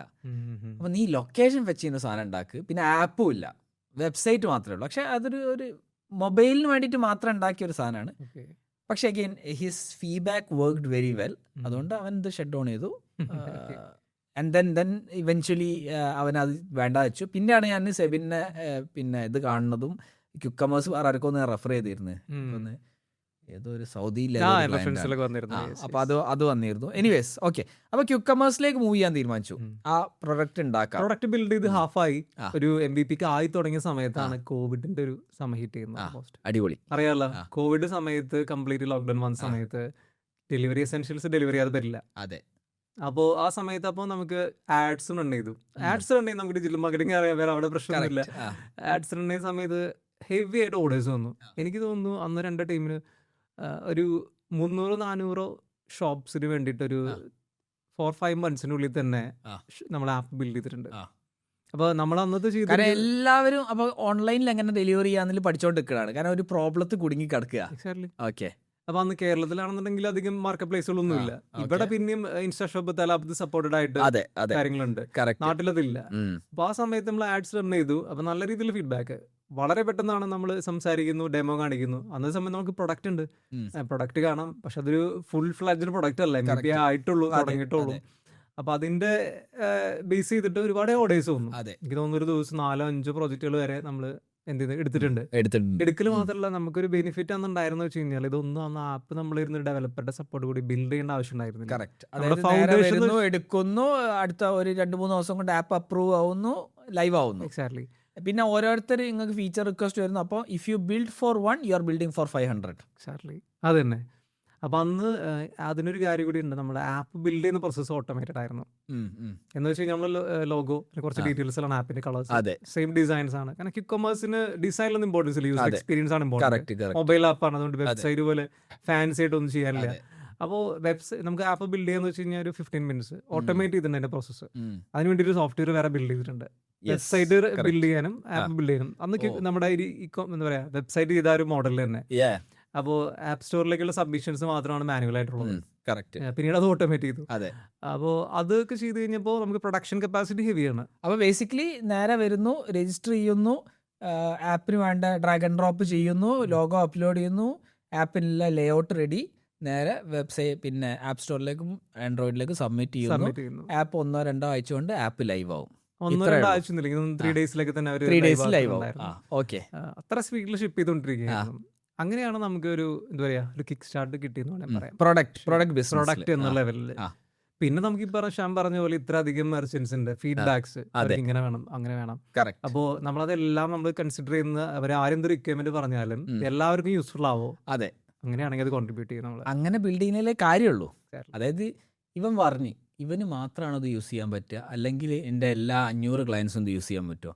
500 ക്ലയൻസിന് യൂസ് ചെയ്യാൻ പറ്റുമെങ്കിൽ ഡെവലപ്പ് ചെയ്യുന്നതിൽ അർത്ഥമുള്ളൂ. അപ്പോൾ ഡിസൈൻസിൽ പല ഡിസൈൻ ചോദിച്ചു വരും. ഒരു പേജ് കുറച്ച് കൂടുതൽ പേജ് നമ്മളതൊന്നും ചെയ്യില്ല. കാരണം ആ ടൈം നമുക്ക് വರ್ತല്ല. നമുക്ക് ഓൾറെഡി അറിയുന്ന കാര്യമാണ്. ടൈമാണ് നമ്മുടെ ഏറ്റവും വാല്യുബിൾ ആയിട്ടുള്ള കാര്യമുള്ളൂ. അപ്പോൾ ഫീച്ചേഴ്സിൽ വരുന്ന സമയത്ത് നമ്മൾ ഫീച്ചേഴ്സ് മാക്സിമം ഷിപ്പ് ചെയ്യും. ചില സമയത്ത് ആരെങ്കിലും അഡീഷണൽ പേജ് ചെയ്യാൻ റെഡി ആയിരിക്കും. ആ ഒരു ഫീച്ചർ എല്ലാവർക്കും യൂസ്ഫുൾ ആയിരിക്കും. അവരത് പേജ് ചെയ്യും, നമ്മളതിലേക്ക് കോൺട്രിബ്യൂട്ട് ചെയ്യും. അപ്പോൾ ആ സെയിം കാര്യം അവരോട് പറയും, ഇങ്ങനെ മറ്റുള്ളവർ കോൺട്രിബ്യൂട്ട് ചെയ്താണ് നിങ്ങൾ ഉപയോഗിക്കുന്നത്. അതെ, കറക്റ്റ്. ഓക്കെ, ഇതുപോലെ തന്നെ ഇനിയും ആളുകൾ വന്ന് കോൺട്രിബ്യൂട്ട് ചെയ്യും. അത് നിങ്ങൾക്ക് ഫ്രീ ആയിട്ട് അപ്ഡേറ്റ് കിട്ടും. കറക്റ്റ്. അതാണ് സാസിന്റെ ബ്യൂട്ടി. എക്സാക്ട്ലി. അതായത് you develop for one client and അതുകൊണ്ടല്ലേ ഷോപ്പിഫൈ നിൽക്കണേ. 6 മില്യൺ സ്റ്റോഴ്സ് എങ്ങാനും ഉണ്ട് ഷോപ്പിഫൈന്റെ മുകളിൽ. അത് ഈ 6 മില്യൺ സ്റ്റോഴ്സും ഫീച്ചർ റിക്വസ്റ്റുകൾ കൊടുക്കുകയാണ്. അപ്പോൾ എല്ലാവർക്കും നല്ല വെച്ചാൽ അവർ ബിൽഡ് ചെയ്യും. അത് ബിൽഡ് ചെയ്ത് കഴിഞ്ഞാൽ ഓട്ടോമാറ്റിക്കലി എല്ലാവർക്കും കിട്ടും. Same thing. അതാണ് സാസിന്റെ ബ്യൂട്ടിയും. അത് ഒരു ക്വിക്ക് കൊമേഴ്സിൽ ചെറിയ ലെവലിൽ നമ്മൾ എക്സിക്യൂട്ട് ചെയ്ത് അത് പ്രൊജക്ട് സക്സസ് ആയി പോയി. അതിപ്പോഴും നല്ല വൃത്തിയായിട്ട് ഓടുന്ന ഒരു മേജർ പ്രൊജക്റ്റ് ആണ്. അറൗണ്ട് ഒരു 5 yearsലെ ഡെവലപ്മെന്റോളം കോൺട്രിബ്യൂട്ട് ചെയ്തിട്ടുള്ള ഇവിടെ കുറച്ച് ഇവിടുത്തെ മേജർ ബിസിനസ്സുകൾ ഉപയോഗിക്കുന്ന ഒരു പ്ലാറ്റ്ഫോം. ഏതൊക്കെ ഇപ്പം ഏതെങ്കിലും നിങ്ങൾക്ക് ഏതെങ്കിലും ബിസിനസ് ബ്രാൻഡ് നെയിംസ് മെൻഷൻ ചെയ്യാൻ കഴിയുമോ? കുറച്ച് കോൺഫിഡൻഷ്യലാണ്. പബ്ലിക് പ്രൊമോഷൻസ് ചെയ്യാൻ പാടില്ല എന്നുള്ളതുണ്ട് അവരുടെ പോർട്ട്ഫോളിയോ. എന്നാൽ പോലെ എനിക്ക് തോന്നുന്നു ലൈക്ക് മാർക്ക് ആൻഡ് സേവ്, അൽമദീനയുടെ കുറച്ച് ഗ്രൂപ്പുകൾ, പിന്നെ അതുപോലെ തന്നെ അവരൊക്കെ നിങ്ങളെ ക്യുക്കമേഴ്സ് ആപ്പ് യൂസ് ചെയ്യുന്നുണ്ട്. ഓ, വെരി നൈസ്, അടിപൊളി. അപ്പൊ അതൊക്കെ നല്ല നല്ല ബ്രാൻഡുകളാണ്. മാർക്ക് ആൻഡ് സേവ് അഗെയിൻ പിന്നെ സബ് ബ്രാൻഡ് അല്ലേ നെസ്റ്റോന്റെ? ഓ, വെരി നൈസ്. ഓക്കെ, അപ്പൊ അവരൊക്കെ നിങ്ങളെ ടൂൾ വെച്ചിട്ടാണ് അവരെ ക്യുക്കമേഴ്സ് ആപ്സ് റൺ ചെയ്യുന്നത്. പിന്നെ അതുപോലെ ഇവരൊക്കെ ഉണ്ടെങ്കിലും എനിക്ക് തോന്നുന്നു ഇതല്ലാതെ മെയിൻ സ്ട്രീമിൽ നമ്മൾ കാണാത്ത സൂപ്പർ മാർക്കറ്റ്, ഹൈപ്പർ മാർക്കറ്റ് അല്ലാതെ ഉള്ള ബിസിനസ്സുകൾ few millions of revenue generate ചെയ്യുന്നുണ്ട്.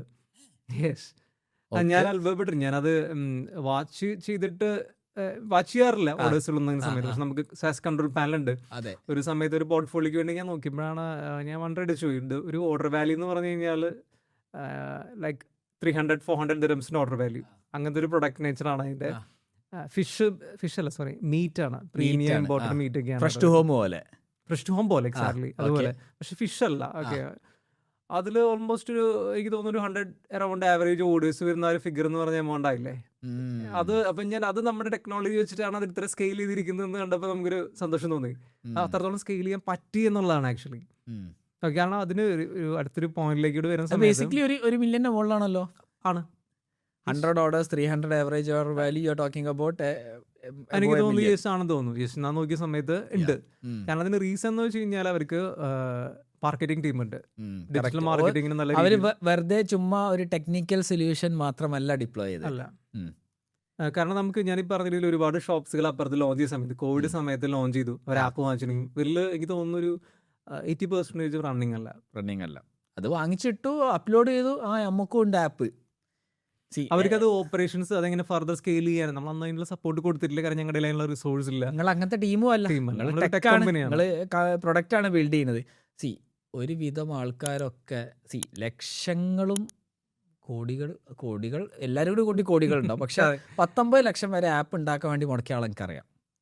50 ലക്ഷം ഫുൾ ടീമിനൊക്കെ സെറ്റ് ചെയ്ത് 5-6 ആൾക്കാരെ ടീം ഒരു കൊല്ലം ഡെവലപ്പ് ചെയ്തു, എവിടെ എത്തിയില്ല. എന്നിട്ടോ ഇത് ഡെവലപ്പ് ചെയ്യുന്നതിലല്ല കാര്യം. നമുക്കിപ്പം സെയിൽസ് ഫെച്ച് ചെയ്യണമെങ്കിൽ ഇൻസ്റ്റാഗ്രാമിൽ മാർക്കറ്റ് ചെയ്തിട്ട് ഇൻസ്റ്റാഗ്രാമിൽ തന്നെ DM സെല് ചെയ്താൽ മതി, അല്ലെങ്കിൽ വാട്സാപ്പ് DM സെല് ചെയ്താൽ മതി. ഇതാണ് ഫസ്റ്റ് ചെയ്യേണ്ടത്. ആപ്പ് ഇവർ വിചാരിക്കുന്നത്, I don't know, for some reason എല്ലാവരും വിചാരിക്കുന്നത് ആപ്പൊക്കെ ഉണ്ടാക്കി കഴിഞ്ഞാൽ സെയിലും കൊണ്ട് വരുമെന്നാ. അത് റീസൺ എന്ന് വെച്ച് കഴിഞ്ഞാൽ അവർ മാർക്കറ്റിങ്ങിനെ കുറിച്ച്, ഞാനിപ്പോൾ ഞങ്ങളുടെ ക്ലയൻസ് ആയിട്ട് ഒരു എന്താ പറയുക, ഞങ്ങളുടെ ക്ലയൻസിനെ വെച്ച് നോക്കുകയാണെന്നുണ്ടെങ്കിൽ ഇവരെല്ലാവരും ഒരു ഇതും സൂപ്പർ മാർക്കറ്റ്, ഹൈപ്പർ മാർക്കറ്റ്സ് ആണ്. അവരുടെ ഓപ്പറേഷൻസിൽ ബിസിയാണ്.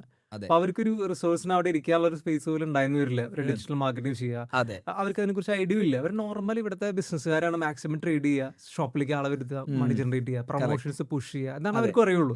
അവർക്ക് അറിയുന്ന പണി അതാണ്. അവർ മാക്സിമം പിന്നെ ഡിപ്പെൻഡ് ചെയ്യുന്ന ഈ ഇൻസ്റ്റാ ഷോപ്പ്, തലാബത്ത് പോലുള്ള ഈ മൾട്ടി വെൻഡർ സ്റ്റോറിലാണ്.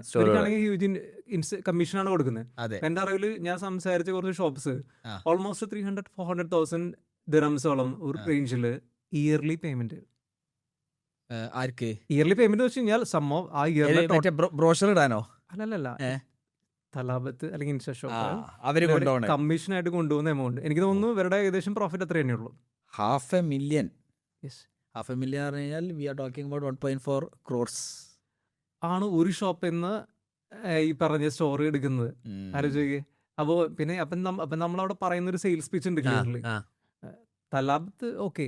നമ്മൾ ഫുഡ് ഓർഡർ ചെയ്യാൻ പല ഫുഡ് വെറൈറ്റീസ് ട്രൈ ചെയ്യാനായിട്ട് നമ്മൾ പലതും എടുക്കാം, ഫൈൻ. നമ്മൾ അധികം പുഷ് ചെയ്യുന്നില്ല റെസ്റ്റോറൻറ്റ്സ് ആണെങ്കിൽ. ഒരു സൂപ്പർ മാർക്കറ്റിനെ സംബന്ധിച്ച് അവർക്ക് അവിടെ നിന്ന് ഓർഡർ വരുന്നത് അവിടെ നിന്ന് ഒരു 2-3 കിലോമീറ്റേഴ്സിന്റെ റേഡിയസിൽ നിന്നുള്ള ആളുകളാണ് എപ്പോഴും ഓർഡർ ചെയ്യുന്നത്. ഈ ഒരു ബിൽഡിംഗ് ആണെങ്കിൽ ഈ ബിൽഡിങ്ങിന് മേലുള്ള ഫ്ലോറിൽ നിന്ന് ഓർഡർ ചെയ്യുന്നത് ഏത് വഴിയാണ്? ഇൻസ്റ്റാ ഷോപ്പ് വഴിയാണ്. അപ്പൊ അതിന് ഈ കസ്റ്റമർ പേ ചെയ്യുന്നുണ്ട് 6 dirhams സർവീസ് ഫീ ആയിട്ട്. പ്ലസ് അത് തന്നെ ഈ ഒരു കിട്ടുന്ന ഒരു 100 dirhams ഓർഡർ കിട്ടി കഴിഞ്ഞാൽ എനിക്ക് തോന്നുന്നു 5-10-15% വരെ ഒക്കെ ഈ ഒരു സൂപ്പർ മാർക്കറ്റ് അഗ്രിഗേറ്ററിന് പോകും വാങ്ങിക്കുന്നുണ്ട്. ഇത്രയും പ്രോഫിറ്റ് ആണ് ഇവർക്ക് ഉള്ളു ആക്ച്വലി. ആ പ്രോഫിറ്റിന്റെ ഈക്വൽ എമൗണ്ട് ആണ് ഇവർക്കും പേ ചെയ്യുന്നത്. അപ്പൊ നമ്മൾ ചോദിക്കുന്ന കാര്യമാണ്, നിങ്ങൾ എന്തുകൊണ്ടാണ് ഇവിടെ ഒരു കൺസിസ്റ്റന്റ് ആയിട്ടുള്ള മാർക്കറ്റിംഗ് നടക്കുന്നില്ല, ഡിസ്കവറി വേറെ ഒന്നും നടക്കുന്നില്ല? നിങ്ങളുടെ ആ സെയിം റേഡിയസിലുള്ള ഒരു നല്ലൊരു കൺവീനിയൻസ് കൊടുത്തപ്പോൾ, നല്ല ഫാസ്റ്റ് ആയിട്ട് ഓർഡർ ചെയ്യാൻ പറ്റുന്ന ഒരു കൺവീനിയൻസ്, നല്ലൊരു ആപ്പ് കൊടുത്തപ്പോൾ അവർ അതുവഴി ഓർഡർ ചെയ്യുന്നു. അപ്പൊ എന്തുകൊണ്ട് നിങ്ങൾക്ക് അത് കിട്ടുന്നില്ല എന്നതിന്റെ റീസൺ എന്താണ്? അവരിൽ ആ ടെക്നോളജി ഇല്ല. കറക്റ്റ്. ആ ഒരു കൺവീനിയൻസ് യൂസിന് കൊടുക്കാൻ പറ്റുന്നില്ല. ദുബായ് UAE പോലുള്ള സ്ഥലത്ത് പല കൺട്രിയിൽ നിന്ന് വന്ന ആളുകളാണ്, പല ലാംഗ്വേജ് സംസാരിക്കുന്നവരാണ്. അവരിങ്ങനെ ഫോം വിളിച്ചിട്ട് ഓർഡർ പ്ലേസ് ചെയ്യോ, വാട്സപ്പിൽ ടൈപ്പ് ചെയ്ത് ചാറ്റ് ചെയ്യോ, ഇതൊന്നും ചെയ്യുന്ന പരിപാടിയല്ല. അവിടെ ഓൾറെഡി ടെക്നോളജിന്റെ കൺവീനിയൻസ് ഉള്ളപ്പോൾ ഒരു 6 dirhams അവർ പോകുന്ന ഒരു വിഷയമല്ല. കറക്റ്റ്. പേ ചെയ്യുന്നത് എവ്രിബഡി ഈസ് ആഫ്റ്റർ കൺവീനിയൻസ്. ഇതേ സാധനം ഗ്യാരൻക്യൂർ ഞാൻ ഇ-കൊമേഴ്സ് വെബ്സൈറ്റ് ചെയ്തപ്പോൾ ഞാൻ നോട്ടീസ് ചെയ്തതാ. നേരെ താഴത്ത് ഗ്യാരൻക്യൂറിന്റെ ഫാർമസി ഉണ്ട്. അവൻ 10ാമത്തെ ഫ്ലോറിലോ 11ാമത്തെ ഫ്ലോറിലോ കേട്ടോ. അവൻ വാങ്ങിക്കുന്ന സാധനം 5 ഉറുപ്പ്യൻ്റെ സാധനമാണ്. 5 ദിർഹം. നമ്മൾ എല്ലാത്തിനും ഉറുപ്പ്യാണല്ലോ പറയല്. നമ്മളെ ഡെലിവറി ചാർജ് 10 dirhams ആണ്. 5 dirhamsന്റെ സാധനം വാങ്ങി 10 dirhams കൊടുക്കുന്നല്ലേ? 10 dirhams കൊടുക്കണ്. അതന്നെ ഞങ്ങൾ ഈ താഴത്തിനല്ല മുകളിലേക്ക്. അത് വേറെ പ്രശ്നം. അത് നമ്മൾ കുറച്ചും കൂടി അപ്പുറത്തുള്ള ഫാർമസിയിലാണ് ഈ സാധനമല്ലേ. ഈ സാധനം അവിടെ ഉണ്ടാവില്ല. പക്ഷേ he was ready to buy a 5 riyal product giving 10 riyal. അതിന് ഡബിൾ ഡെലിവറി ചാർജ് എന്നിട്ട് അതെനിക്ക് ഭയങ്കര ഇൻസൈറ്റ്ഫുൾ ആയിരുന്നു. കാരണം അവൻ താഴത്തേക്ക് ഇറങ്ങാൻ തയ്യാറല്ല. അതാണ് ദുബായിലെ മാർക്കറ്റ്. അത് ദുബായിൽ മാത്രല്ല, നാട്ടിലും ഇപ്പം അതാ. നാട്ടിലെങ്ങനെയാണ്? നാട്ടില് പിന്നെ കോഴിക്കോട് മാത്രം ഇൻസ്റ്റാമാർട്ടിന് മാത്രം 5 ഡാർക്ക് സ്റ്റോർ ഉണ്ട്. Okay. Just in Calicut. Imagine how many they will have in Kerala. Okay. Instamart മാത്രം. ബിഗ് ബാസ്ക്കറ്റ് വേറെ, ബ്ലിങ്കിറ്റ് വേറെ, സെപ്റ്റോ പിന്നെ കൊച്ചിയിലുണ്ട്, കോഴിക്കോട് എത്തിയിട്ടില്ല. എനിക്ക് എൻ്റെ ഏരിയനെ കുറിച്ചല്ലേ കൂടുതൽ പറയാൻ പറ്റുള്ളൂ. അപ്പം huge people are after convenience. If you don't, it's customers എല്ലായിടത്തും ഉണ്ട്. മോഡേൺ ട്രേഡിലുണ്ട്, സൂപ്പർ മാർക്കറ്റ് ഹൈപ്പർ മാർക്കറ്റിലുണ്ട്, ഗ്രോസറിയിലുണ്ട്, ക്വിക്ക് കമേഴ്സ് ആപ്സിലുണ്ട്, മാർക്കറ്റ് പ്ലേസ് ആപ്സിലുണ്ട്, സ്വന്തം വെബ്സൈറ്റിലുണ്ട്. അതിൽ നിങ്ങൾ എല്ലാ സ്ഥലത്തും ഉണ്ടെങ്കിൽ നിങ്ങൾക്ക് പിടിച്ചെടുക്കാൻ പറ്റുള്ളൂ. ഇപ്പം അങ്ങനെയാണ്. എല്ലായിടത്തും ഒരു വളരെ ഡിപ്പെൻഡൻസി വളരെ ക്ലിയർ ആയി തുടങ്ങി. കറക്റ്റ്. അപ്പൊ എന്താ കാര്യം എന്ന് വെച്ച് കഴിഞ്ഞാൽ, ഇപ്പോൾ ഇൻസ്റ്റാ ഷോപ്പ് എനിക്ക് ഇവിടെ പറയാൻ കുഴപ്പമില്ല. കാരണം എന്ന് വെച്ച് കഴിഞ്ഞാൽ ഇവര് പല ക്യാമ്പയിൻസ് റൺ ചെയ്യാൻ വേണ്ടി പറഞ്ഞ ഷോപ്സിനെ പുഷ് ചെയ്യും. അതെ. എന്ന് വെച്ച് കഴിഞ്ഞാൽ ഇപ്പൊ റമദാൻ വരുന്നു, നിങ്ങൾ പ്രൊമോട്ട് ചെയ്യും, നിങ്ങളിത് സ്പെൻഡ് ചെയ്യും, അല്ലെങ്കിൽ ഇന്ന പല റീസൺസ് അവർ ഫിഗർ ഔട്ട് ചെയ്യും സ്പെൻഡ് ചെയ്യാനായിട്ട്. നിങ്ങൾ അതിനുള്ളിൽ തന്നെ CPC ഉണ്ട്, പറഞ്ഞ പുഷ് നോട്ടിഫിക്കേഷൻ അയക്കുന്നുണ്ട്. അപ്പോൾ എൻഡ് ഓഫ് ദി ഡേ ഇവരൊന്നും ആരും ഇത് കാൽക്കുലേറ്റ് ചെയ്യുന്നില്ല. അവർക്ക് വേണ്ടത് അപ്പോൾ ഓർഡേഴ്സ് കുറച്ച് വരിക, താഴെ പോകാൻ പാടില്ല, അവര് അത്ര ഉദ്ദേശിക്കുന്നുള്ളൂ. കറക്റ്റ്. ഇയർലി പോയിരിക്കുന്ന ബാലൻസ് ഷീറ്റ് നോക്കുമ്പോഴാണ് അറിയുന്നത് ഇത്രയും ഫിഗർ എന്ന് വരുന്നുള്ളത്. ഇതിന് വളരെ ക്ലിയറാ, ആരും ഒന്നും നോക്കുന്നില്ല. അപ്പോൾ നമ്മുടെ സെയിൽസ് പേജ് പറയുന്ന സെയിം ടൈമിൽ എന്താണ്, നിങ്ങൾ ഈ 400,000 കമ്മീഷൻ കൊടുത്തൊരു വർഷം ഇവർ ഏത് സമയം നിങ്ങളുടെ അടുത്ത് അതിന് പുറത്തിട്ട് കഴിഞ്ഞാൽ നിങ്ങൾ അതിന് പോയി എൻ്റെ ബിസിനസ് പോയി. അതെ. ഇവർ മാത്രമല്ല, ഇപ്പൊ ഷാൻ പറഞ്ഞ പോലെ ഡാർക്ക് സ്റ്റോർ ഇവരെന്താ ചെയ്യുന്ന വെച്ച് കഴിഞ്ഞാൽ ഇവര് പാറ്റേൺ കണ്ടുപിടിക്കുന്നു. മാക്സിമം സെയിലുള്ള ഏരിയാസിന്റെ കാര്യങ്ങൾ കണ്ടുപിടിക്കും, അവിടെ സ്വന്തം സാധനം ഇടും. മാക്സിമം സെയിൽ പോകുന്ന പ്രൊഡക്റ്റിനും കണ്ടുപിടിക്കും. അതെ. ഇതിന്റെ ആ ഒരു പർച്ചേസ് ബിഹേവിയർ ബേസ് ചെയ്തിട്ട് അവർ ബെസ്റ്റ് സ്പോട്ടിൽ പോയിട്ട് അവർ ഡാർക്ക് സ്റ്റോർ ഇടും. എന്നിട്ട് ഇവരുടെ ഷോപ്പ് ഏറ്റവും മുകളിൽ ലിസ്റ്റ് ചെയ്യും. നാളെ സംഭവിക്കാൻ പോണത് ഇവര് ഡാർക്ക് സ്റ്റോർ വൈറ്റ് സ്റ്റോർ ആക്കും. അതെ. ഒറിജിനൽ സൂപ്പർ മാർക്കറ്റ് ആക്കി മാറ്റും. അങ്ങനെയൊക്കെ തന്നെയാണ് ഇവിടെ ഏതാണ്ട് ഇപ്പം നടന്നുകൊണ്ടിരിക്കുന്നത്. അപ്പൊ ഇവരുടെ ബിസിനസ് ലോങ് ടൈമിൽ പോയിക്കൊണ്ടിരിക്കുക. ഇവരതിൽ കൺസേൺഡ് എല്ലാവരെ കുറിച്ച് അറിയില്ല, ഇപ്പൊ ആളുകൾ അറിഞ്ഞു തുടങ്ങുന്നുണ്ട്. അപ്പോൾ നമ്മൾ പറയുന്ന കേസ് ഇത്രയേ ഉള്ളൂ, നിങ്ങളുടെ ബ്രാൻഡ് എന്തുകൊണ്ട് ബിൽഡ് ചെയ്തിടാം. കാരണം നമുക്ക് 2020 തന്നെ ഞാൻ സ്റ്റാർട്ട് ചെയ്യുന്നു പറഞ്ഞു. പലരും വന്ന് സംസാരിച്ച് എനിക്ക് ഒരു അടുത്ത് പോയിട്ടുണ്ട്. ഒരു വർഷം കഴിഞ്ഞിട്ട് വീണ്ടും വന്ന് ഒരു വെറുതെ ചോദിക്കും, 2 വർഷം കഴിഞ്ഞ് വീണ്ടും വന്ന് ചോദിക്കും. അപ്പൊ ഞാൻ ചോദിക്കും, നിങ്ങൾ ലാസ്റ്റ് ഇയറിൽ ഇത് ചെയ്തിരുന്നെങ്കിൽ ദിവസം ഒരു മന്ത്ലി ഒരു 10 കസ്റ്റമർ വെച്ച് 20 കസ്റ്റമർ വെച്ച് അതിൽ ആഡ് ചെയ്യാൻ പറ്റിയിരുന്നെങ്കിൽ ഈ 2-3 years ഉണ്ട് അവർക്ക് 1,000-2,000 കസ്റ്റമേഴ്സിനെങ്കിലൊക്കെ. അത് മാത്രമല്ല, അവർക്ക് മാർക്കറ്റിംഗ് ആളെ ഹയർ ചെയ്യാമായിരുന്നു. അൾട്ടിമേറ്റ്ലി എല്ലാവരും ഇവരും കൺവീനിയൻസും പറഞ്ഞേ, ഇനി പെയിൻഫുൾ, ഇനിയിപ്പോൾ ഒരു ഓൺലൈൻ സ്റ്റോറും കൂടി തുടങ്ങണം. ഞാനില്ല, എല്ലാവർക്കും കൺവീനിയൻസ് ആവേണ്ടേ. സെയിം സാധനം കസ്റ്റമർ കൺവീനിയൻസ് ആണ് നോക്കണേ.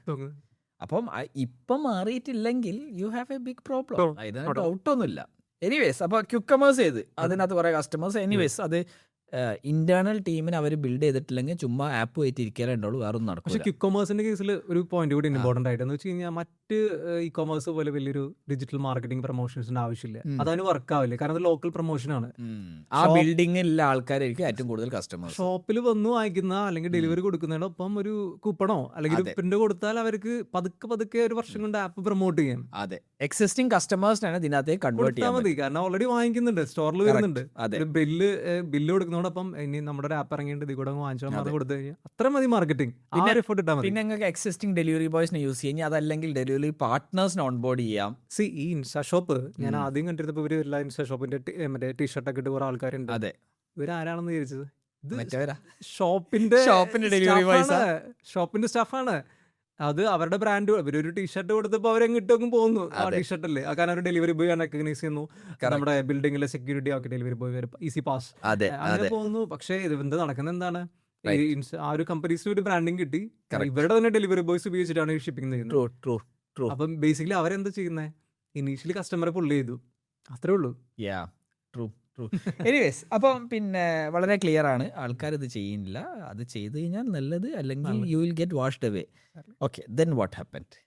ഓക്കെ, ക്വിക്ക് കൊമേഴ്സിന്റെ സ്റ്റോറി ഞങ്ങൾ മുന്നോട്ട് പോയി. ഇപ്പോഴും അത് ആക്റ്റീവ്. അതെങ്ങനെ നിങ്ങളെ ക്വിക്ക് കൊമേഴ്സിന്റെ പ്രൈസിങ് എങ്ങനെയാണ് വരുന്നത്? ക്വിക്ക് കൊമേഴ്സിന്റെ പ്രൈസിംഗ് ഇപ്പോൾ UAE നമ്മൾ ചാർജ് ചെയ്യുന്ന ഒരു 10,000 dirhams yearly. That is it. ഒന്നുമില്ല, വളരെ ചീപ്പല്ലേ? ഇന്ത്യയിലും സെല് ചെയ്യുന്നുണ്ട് ഇത്. അതിന്റെ ചീപ്പാണ് എനിക്ക് തോന്നുന്നു 60,000 Indian rupees. Very nice. Okay, now അത് കഴിഞ്ഞിട്ട് എങ്ങനെയാണ് ഇപ്പം നിങ്ങളെ ഏറ്റവും മണി മേക്കിംഗ് സാധനം ഏതാ? അത് നമ്മുടെ ലിബ്രോമാണ്, ഇതല്ല ക്യുക്കമേഴ്സ് അല്ല. ഓക്കെ, എങ്ങനെയാണ് അവിടെ നിന്ന് അങ്ങോട്ട് പിന്നെ ജേണി എങ്ങനെയാ പോണത്? അവിടെ നിന്ന് അങ്ങോട്ടെന്ന് വെച്ച് കഴിഞ്ഞാൽ ക്വിക്ക് കൊമേഴ്സ് ഇപ്പോൾ 2026 നിൽക്കുന്നത്, ഇതിപ്പോ 2023 തിരിച്ചു പോകാം. ഓക്കെ, ക്വിക്ക് കൊമേഴ്സ് അവിടെ പോകുന്നുണ്ട്. അല്ല, ക്യുക്കമേഴ്സ് നിങ്ങൾ 2020 തുടങ്ങിയിട്ടുണ്ട്, അത് അവിടെ പോയിക്കൊണ്ടിരിക്കുകയാണ്. അപ്പോൾ അതിനിടയിൽ നമ്മൾ ആക്റ്റീവായിട്ട് ബിസിനസ് ചെയ്യുന്നതിനിടയിൽ നമ്മൾ മെറ്റയുടെ ഒരു അപ്ഡേറ്റ് കണ്ടു, WhatsApp cloud API. Cloud API, പക്ഷെ നമുക്ക് മുന്നേ പ്രൈവറ്റ്ലി ഇൻവൈറ്റഡ് കമ്പനീസ് ആണ് ഓൺ പ്രെമിസസ് API യൂസ് ചെയ്തിട്ട് വാട്സപ്പിന്റെ APIs, നമുക്കറിയാം വാട്ടി പോലുള്ള പ്ലാറ്റ്ഫോം, വളരെ ലിമിറ്റഡ് വാട്ടി ആയിരുന്നു നമുക്ക് ഉണ്ടായിരുന്നത് പ്ലാറ്റ്ഫോം ഉണ്ടായിരുന്നത്. പക്ഷെ നമുക്ക് എല്ലാവർക്കും വളരെ അറിയുന്ന കാര്യമാണ്, എല്ലാവരും വാട്സപ്പ് ഉപയോഗിക്കുന്നത്. അപ്പോൾ വാട്സപ്പിൽ നമുക്കൊരു പ്രോഗ്രാമാറ്റിക് ഒരു ആപ്പ് ബിൽഡ് ചെയ്യാൻ പറ്റുക, പ്രോജക്റ്റ് ബിൽഡ് ചെയ്യാൻ പറ്റുക എന്ന് വെച്ച് കഴിഞ്ഞാൽ അതൊരു ഹ്യൂജ് ഓപ്പർച്യൂണിറ്റിയാണ്. കാരണം അത്രയും കൂടുതൽ കസ്റ്റമേഴ്സ് വാട്സാപ്പ് ഓൾറെഡി യൂസ് ചെയ്യുന്നുണ്ട്. അതെ, പിന്നെ നമ്മൾ പല ഓപ്പർച്യൂണിറ്റീസ് നമ്മൾ ഇത് ഷോർട്ട് ടൈം ആണെന്ന് വിചാരിച്ച് പല ടൈമിൽ സ്കിപ്പ് ചെയ്തിട്ടുണ്ട്, സ്കെയിൽ ചെയ്തിട്ടുണ്ട്. അതെ, ഇത് നമുക്ക് കിട്ടിയപ്പോൾ കാര്യം സ്പാർക്ക് ചെയ്തു. ഓപ്പർച്യൂണിറ്റിയാണ്. അപ്പൊ തന്നെ നമ്മൾ എന്ത് ചെയ്തു, ഒരു യുദ്ധകാല അടിസ്ഥാനത്തിൽ അതിന്റെ ഡെവലപ്മെന്റ് അങ്ങ് സ്റ്റാർട്ട് ചെയ്തു. ഞാനും നമ്മുടെ ടീം എല്ലാവരും മേജർ ഫോക്കസ് ആ പ്രോജക്റ്റിലേക്കും കൊടുത്തു. ആ സമയത്തേക്ക് നമുക്ക് ടീമിനെ കുറച്ചുകൂടി സ്കെയിൽ ചെയ്തു കേട്ടോ, നമ്മൾ ടെക് ടീമിനെയൊക്കെ സ്കെയിൽ ചെയ്തിട്ടുണ്ടായിരുന്നു. അപ്പോൾ ആ പ്രോജക്റ്റിലേക്ക് നല്ലൊരു നിങ്ങൾക്ക് അതിനുള്ള റവന്യൂ അപ്പോഴത്തേക്ക് നിങ്ങൾ കസ്റ്റം ഒക്കെ നിർത്തിയിട്ടില്ലേ? കസ്റ്റം നമ്മൾ മാത്രമായി മാറിയിട്ടുണ്ട് നിങ്ങളുടെ റവന്യൂ. ഓക്കെ, പിന്നെ അതിനുശേഷം ഈ ഒരു പ്രോജക്റ്റിലേക്ക് ഫുൾ ഡെവലപ്മെന്റ് നമ്മൾ ഫോക്കസ് ചെയ്തു. മറ്റേ നമ്മൾ ഇടയ്ക്ക് ഓൾറെഡി 3 years കഴിഞ്ഞു, ഓൾറെഡി പ്രോജക്റ്റ് ഓൾറെഡി സ്റ്റേബിൾ ആണ്, മൈനർ ഡെവലപ്മെന്റ് ആണ് നടക്കുന്നത്, വലിയൊരു ഡെവലപ്മെന്റ് ആവശ്യമില്ല. അപ്പോൾ ഇതിലേക്ക് മുഴുവനായിട്ടിരുന്നു നമ്മൾ. എനിക്ക് തോന്നുന്നു സ്റ്റിൽ ഒരു 1 year എടുത്തു പ്രോജക്റ്റ് ഒന്ന് സ്റ്റേബിൾ ആവാനായിട്ട്. ഓക്കെ, 2024 മിഡിലോട് കൂടിയിട്ടാണ് നമുക്ക് എന്ത് ചെയ്യുന്നത്, കാരണം അന്നും ബഗ്സുകൾ കാരണം ഒരു പ്രോജക്റ്റ് ഇച്ചിരി കോംപ്ലെക്സ് ആയിട്ടുള്ള ടെക്നോളജിയാണ്. അതെ, കാരണം എനിക്ക് തോന്നുന്നു അറൗണ്ട് ഒരു 100,000+ മെസ്സേജസ് അല്ലെങ്കിൽ എന്നൊക്കെ പറയുമ്പോൾ ഒരുപാട് ടെക്നിക്കലി പറയുമ്പോൾ ഒരുപാട് ട്രാഫിക് ഹാൻഡിൽ ചെയ്യേണ്ട ഒരു ടെക്നോളജിയാണ്. നമുക്ക് ഇത്രത്തെ വർഷത്തെ എക്സ്പീരിയൻസ് ഉള്ളത് കൊണ്ടും പല സ്കെയിലബിൾ പ്രോജക്റ്റ് കണ്ടുകൊണ്ട് നമുക്ക് അറിയാം ഇത് ഇങ്ങനെ ചെറുതായിട്ടൊന്ന് ബിൽഡ് ചെയ്ത് കഴിഞ്ഞാൽ അത് പൊട്ടും, താങ്ങില്ല. കാരണം ഇത് ബിസിനസിന്റെ കമ്മ്യൂണിക്കേഷൻ, എന്റർപ്രൈസിന്റെ കമ്മ്യൂണിക്കേഷൻ മെയിൻറ്റെയിൻ സിസ്റ്റം പൊട്ടി കഴിഞ്ഞാൽ നമുക്കൊന്നും ചെയ്യാൻ പറ്റില്ല. ഒരു മെസ്സേജ് പോയി കഴിഞ്ഞാൽ അത് സെൻസിറ്റീവ് ആണ്. അപ്പൊ അന്ന് അതിന്റെ ഫൗണ്ടേഷൻ വളരെ എന്താ പറയാ കാര്യമായിട്ട് ചിന്തിക്കുന്ന ഒരു കാര്യമായിരുന്നു. അത് നമ്മളതിന്റെ ടെക്നിക്കലി പറയുമ്പോൾ ഒരു മൈക്രോ സർവീസ് ബേസ്ഡ് ഒരു ഹൈലി സ്കെയിലബിൾ ആയിട്ട് ഒരു ആർക്കിടെക്ചറിലാണ് ആ പ്രോജക്റ്റ് ബിൽഡ് ചെയ്തത്. അങ്ങനത്തെ രീതിയിൽ സ്കെയിൽ ചെയ്യാൻ വേണ്ടിയിട്ട് നമുക്കറിയാം ഇത് കയറി പോകുന്നുള്ള കാര്യം, പോകണം, അത് നമ്മൾ അതിനുവേണ്ടി ഇറങ്ങി തിരിക്കാൻ പോവാണ്. അപ്പോൾ അങ്ങനെയാണ് ആ പ്രോജക്റ്റിന്റെ ഫൗണ്ടേഷൻ ബിൽഡ് ചെയ്ത് ഓൾമോസ്റ്റ് 1 year എടുത്തൊരു ബേസ് സെറ്റ് ചെയ്യാനായിട്ട്. അന്ന് നമ്മൾ കൂടുതൽ എന്ത് ചെയ്തു, മറ്റേ നമ്മുടെ കോമ്പറ്റീറ്റേഴ്സ് എന്ന് പറഞ്ഞാൽ വാട്ടി പോലുള്ളവർ, കോമ്പറ്റീറ്റേഴ്സ് എന്ന് പറയാൻ പറ്റില്ല, നമ്മൾ എൻട്രി ചെയ്തിട്ട് പോലും ഇല്ല, സ്റ്റിൽ അവരെല്ലാം വാട്സപ്പിൽ ഒരു ബൾക്ക് മെസ്സേജിങ് ഒരു ടൂളായിട്ട് മാർക്കറ്റിംഗ് സോഫ്റ്റ്വെയർ ആയിട്ടാണ് പൊസിഷൻ ചെയ്യുന്നത്. അപ്പോൾ നമുക്കപ്പോഴേ തോന്നിയിട്ടുണ്ടായിരുന്നു അതൊരു ലോങ് ടൈം വിഷൻ അല്ല. മാർക്കറ്റിംഗ് ചെയ്ത് കഴിഞ്ഞാൽ വാട്സപ്പ് ഓൾറെഡി അഡ്വർടൈസ്മെന്റ് പോലും ഇല്ലാതെ സുക്കർബർഗ് പൊന്നു പോലെ കൊണ്ടുനടക്കുന്ന ഒരു പ്രൊഡക്റ്റ് ആണ്. അതിൽ അഡ്വർടൈസ്മെന്റ് ഇട്ട് സ്പാം ചെയ്ത് കഴിഞ്ഞാൽ അത് അവിടെ നടക്കാൻ പോകുന്നില്ല, സമ്മതിക്കുന്നില്ല, കഴുത്തിനൊടിക്കും, ഉറപ്പാണ് കാര്യം. അപ്പോൾ നമുക്കറിയാം അതെന്തെങ്കിലും ലോങ് ടൈം പരിപാടിയല്ല, നടക്കുന്ന കാര്യമല്ല. അപ്പോൾ നമ്മൾ കൂടുതൽ ഓട്ടോമേഷനിൽ തന്നെയാണ് അന്ന് വർക്കൗട്ട് ചെയ്തിട്ടാ.